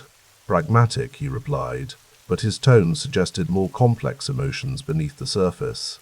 At 74, this had likely been his final window for a presidential bid. The plane hit a pocket of turbulence, and Bloomberg instinctively checked that his seatbelt was fastened. He was a cautious traveler, meticulous about safety protocols. "There are other ways to influence policy," Taylor said after a moment. Bloomberg nodded. "The climate work is actually achieving more than I could through a campaign. Coal plants are closing faster than expected, though market forces are doing much of the work. Natural gas is cheap, renewables are getting cheaper, and the gun work." His expression tightened. "One slower. The political obstacles are substantial, but we're building infrastructure state by state." He paused. "I'm thinking of significantly increasing political giving for 2018 and 2020. Climate-focused candidates, gun sense champions." Taylor nodded. She understood his strategic shift. If he couldn't be the candidate, he would help shape the field through his resources. The plane began its descent toward Bermuda, the turquoise waters coming into view below. Bloomberg put away his papers and gazed out the window. The island had been his weekend retreat for years, a place where he could play golf, entertain a small circle of friends, and briefly step away from the intensity of his work life, though never completely disconnecting. "Will you endorse Hillary?" Taylor asked. "Eventually," Bloomberg replied. "After the convention, she's clearly the more qualified candidate." As the plane touched down, Bloomberg's mind was already calculating the next moves on multiple chessboards: climate, public health, education, gun safety. The presidential dream might be set aside, but the work continued. In the summer of 2018, Bloomberg stood at the podium at a climate summit in San Francisco, now serving in an expanded role as the United Nations Secretary General's Special Envoy for Climate Action. Behind him, graphs showed the accelerating closure of American coal plants, over 270 now, with coal's share of electricity generation fallen to about 30%. "Local action is global action," he told the assembled mayors, governors, and business leaders. "We're not waiting for national governments." Later, in a private meeting with his climate team, Bloomberg reviewed the latest data. "Beyond carbon is the next phase," he explained, referring to his plan to expand beyond coal plants to address all carbon emissions. $1.5 billion committed to retire every coal plant by 2030 and stop new gas plants from being built. A staffer raised a concern. Some critics say this approach is too top-down, billionaires deciding energy policy rather than voters or elected officials. Bloomberg's response was immediate. Would they prefer we do nothing? When government fails to act on existential threats, private capital and civil society have to step in.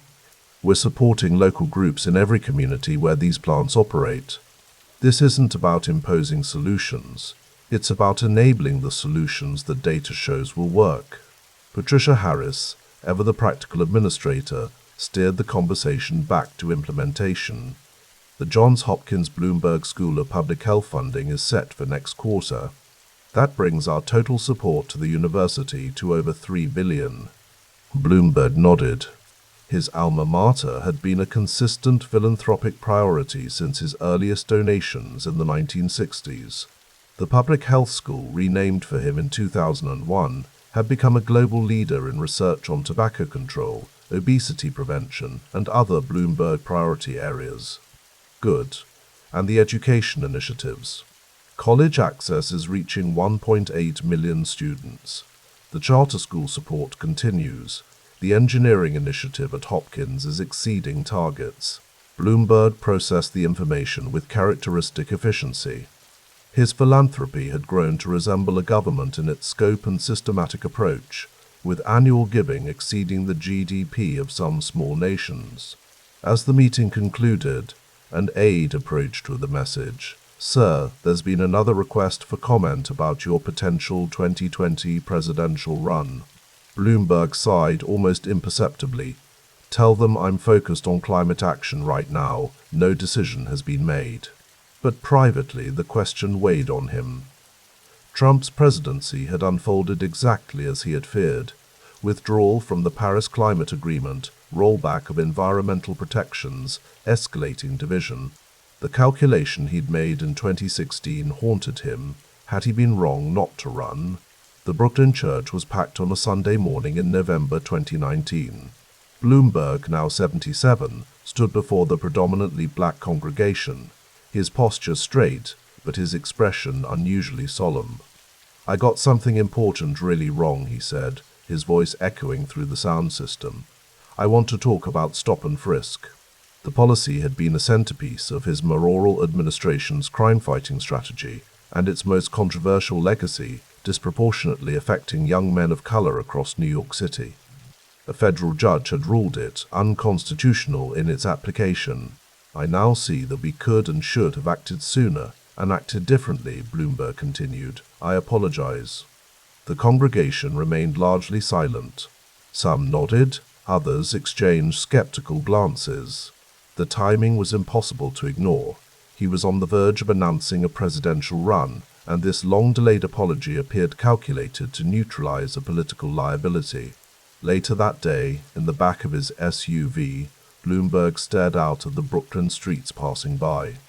Diana Taylor sat beside him, reviewing news coverage on her tablet. "They're saying it's too convenient," she said gently, "too close to a campaign launch." Bloomberg nodded. "I understand the skepticism. It doesn't make the apology any less necessary. The question is whether voters will believe it." Bloomberg turned to her. "I defended that policy for years because the data showed crime going down. But there are human costs the numbers didn't capture. That's the balance I didn't get right." The car slowed in traffic, and Bloomberg watched a group of teenagers on the sidewalk laughing and taking selfies. His expression was contemplative, perhaps seeing the ghost of his own policies in the interactions between young people and the police officers on the corner. "Will you announce this week?" Taylor asked. "Sunday," he replied. "The team is preparing a $100 million initial ad buy. We're skipping the early states and focusing on Super Tuesday." Taylor raised an eyebrow. "That's an unorthodox strategy." "So was running for mayor as a Republican in New York City," Bloomberg replied with a small smile. "Sometimes the conventional path isn't available." The car pulled up to a modern glass building where Bloomberg was scheduled to meet with his nascent campaign team. As he stepped out, a reporter called from behind a barricade. "Mr. Bloomberg, will your wealth be an asset or liability in this race?" Bloomberg paused. The question cut to the heart of the moment, in a Democratic primary shaped by Warren and Sanders' critiques of billionaires. His $55 billion fortune was both his greatest resource and his most significant vulnerability. "I've been fortunate," he replied after a moment, "and I've spent my life using those resources to take on big challenges: guns, climate, public health. That's the case I'll make to voters." As he walked into the building, Bloomberg knew the path ahead would test everything he believed about governance. problem-solving, and his own capacity to connect with a democratic electorate increasingly skeptical of wealth and power. The data would tell the story, as it always had in his world. The polls, the focus groups, the electoral math all would reveal whether his particular blend of pragmatism and resources could translate into this new arena. But for now, in the waning weeks of 2019, Michael Bloomberg stood at the threshold of yet another reinvention. The businessman who became mayor, who became philanthropist, who might become a presidential contender. Behind him lay a record of measurable achievements and controversial decisions. Ahead lay the most public judgment of his long career in the spotlight. The elevator doors closed and Bloomberg took a deep breath. The campaign awaited. The data would speak, and he, as always, would follow where it led. The soft glow of the Las Vegas Strip refracted through the tinted windows of Michael Bloomberg's penthouse suite as he adjusted his silk tie. Outside, campaign billboards with his face tiled the skyline, a constellation of promises purchased with hundreds of millions. His reflection in the mirror revealed a man of 78 years, compact and composed, whose features betrayed nothing of the storm brewing within. 10 minutes, Mr. Mayor, his aide Kevin Sheikey announced from the doorway. Bloomberg nodded, straightening his shoulders. The Democratic debate stage awaited. His late entry into the 2020 presidential race had been calculated. Skip the early states, saturate Super Tuesday with advertisements, position himself as the competent alternative. $1 billion. That's what he had budgeted for this venture, a rounding error in his fortune, but still the most expensive self-funded campaign in American history. The briefing materials, Bloomberg asked. You've memorized them, sir, Sheikey replied, a hint of concern in his voice. But Warren and Sanders will come after your wealth, that's guaranteed. Bloomberg's lips thinned. In God we trust, everyone else bring data. The debate hall hummed with anticipation. Under the merciless studio lights, Bloomberg stood at his podium, hands resting lightly on its edges. The moderators posed their first question, and he delivered his prepared answer with measured confidence. Then Elizabeth Warren turned toward him. I'd like to talk about who we're running against. A billionaire who calls women fat broads and horse-faced lesbians, she began, her voice cutting through the air. No, I'm not talking about Donald Trump. I'm talking about Mayor Bloomberg. The audience gasped. Bloomberg blinked rapidly, his composure fracturing for a millisecond before he reassembled it. But Warren wasn't finished. Mr. Bloomberg, you've concluded non-disclosure agreements with an unknown number of women over sexual harassment and gender discrimination allegations. If you truly value transparency, will you release all those women from these NDAs so we can hear their stories? The question hung in the air. Bloomberg felt the weight of every camera lens, every microphone, every eye in the room. For a man accustomed to controlling his environment, whether the trading floor, the mayor's office, or the gleaming Bloomberg LP headquarters, this public dissection was unfamiliar territory. We have very few non-disclosure agreements, he replied, his voice tight. None of them accuse me of doing anything other than maybe they didn't like a joke I told. The audience murmured. Warren pressed harder. Sanders joined, hammering on billionaire influence. Bloomberg stood there, the terminal king, suddenly unable to process the incoming data, his usual command center reduced to a lonely podium under unforgiving lights. Later that night, Bloomberg sat in silence as his campaign team reviewed the wreckage. The polls, the focus groups, the social media metrics all confirmed what they already knew. The debate had been a disaster. They're calling it the most expensive political humiliation in history, Sheikey said quietly, sliding a tablet across the table. Headlines scroll past. Bloomberg's debate performance reveals limits of money in politics. Warren eviscerates Bloomberg. Billionaire's campaign implodes on national stage. Bloomberg removed his glasses, pinching the bridge of his nose. Politics, he murmured, is not like business. The Super Tuesday results sealed his fate. Despite having spent nearly $1 billion, Bloomberg secured only a handful of delegates. The mathematics was inescapable. On March 4, 2020, he suspended his campaign and endorsed Joe Biden. "I've always believed that defeating Donald Trump starts with uniting behind the candidate with the best shot to do it," Bloomberg announced to a room of subdued supporters. After yesterday's results, the delegate math has become virtually impossible. The world had changed while he campaigned. COVID-19 was spreading globally. The World Health Organization would declare a pandemic within days. Markets were plunging. The political landscape was shifting beneath everyone's feet. Back in his New York office, Bloomberg gazed out at the city he had once governed. The terminal screens behind him displayed the financial data that had built his fortune, now estimated at $55 billion. His 88% ownership in Bloomberg LP remained his anchor asset, powering a wealth engine that hummed regardless of his political fortunes. "Patty," he said to Patty Harris, his longtime confidant who had served as first deputy mayor and now chaired Bloomberg Philanthropies, "we need to refocus." Harris nodded. "The climate work?" "Yes." "And supporting Biden?" "Different approach, same goal." In the months that followed, Bloomberg moved methodically. He directed tens of millions into Democratic infrastructure in swing states. His data-driven operation pivoted to assist Biden's campaign. When Biden secured the presidency, Bloomberg returned to what he did best, deploying capital strategically against measurable problems. The seasons changed. A new administration took office, and in 2022, Antonio Guterres, Secretary General of the United Nations, reappointed Bloomberg as Special Envoy for Climate Action. "The climate crisis is the greatest threat to our existence," Bloomberg told the assembled press at the United Nations headquarters, the East River gleaming behind him. "We've made progress, but not enough. Beyond Carbon will commit another $200 million to accelerate the transition away from fossil fuels." He spoke with the confidence of a man back in his element. The debate humiliation had receded. The presidency was a closed chapter. This role elder statesman, data-driven climate advocate, philanthropic force fit more comfortably. On a crisp autumn morning in 2023, Bloomberg arrived early at his office. At 81, he maintained the same routines: 5 newspapers before breakfast, a rigorous workout, arrival at the office before most employees.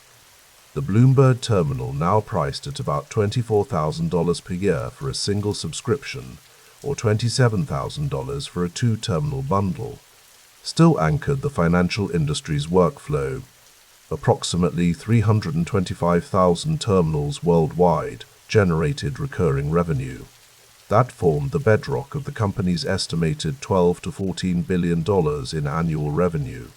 Howard Wolfson, his longtime political advisor, waited in the conference room with fresh polling data on climate initiatives. "Good morning, Mike," Wolfson said. "The numbers on public support for renewable investment are strong, especially in states hit by extreme weather." Bloomberg nodded, scanning the figures. "And our Beyond Carbon campaign?" "Coal plants continue to close ahead of schedule. The combination of economic pressure and our legal interventions is working." Bloomberg studied the data with the same intensity he had brought to market movements decades earlier. His fortune had nearly doubled since his presidential run, now estimated at $106 billion according to the Bloomberg Billionaires Index, a fact that amused him given that his own company tracked the figure.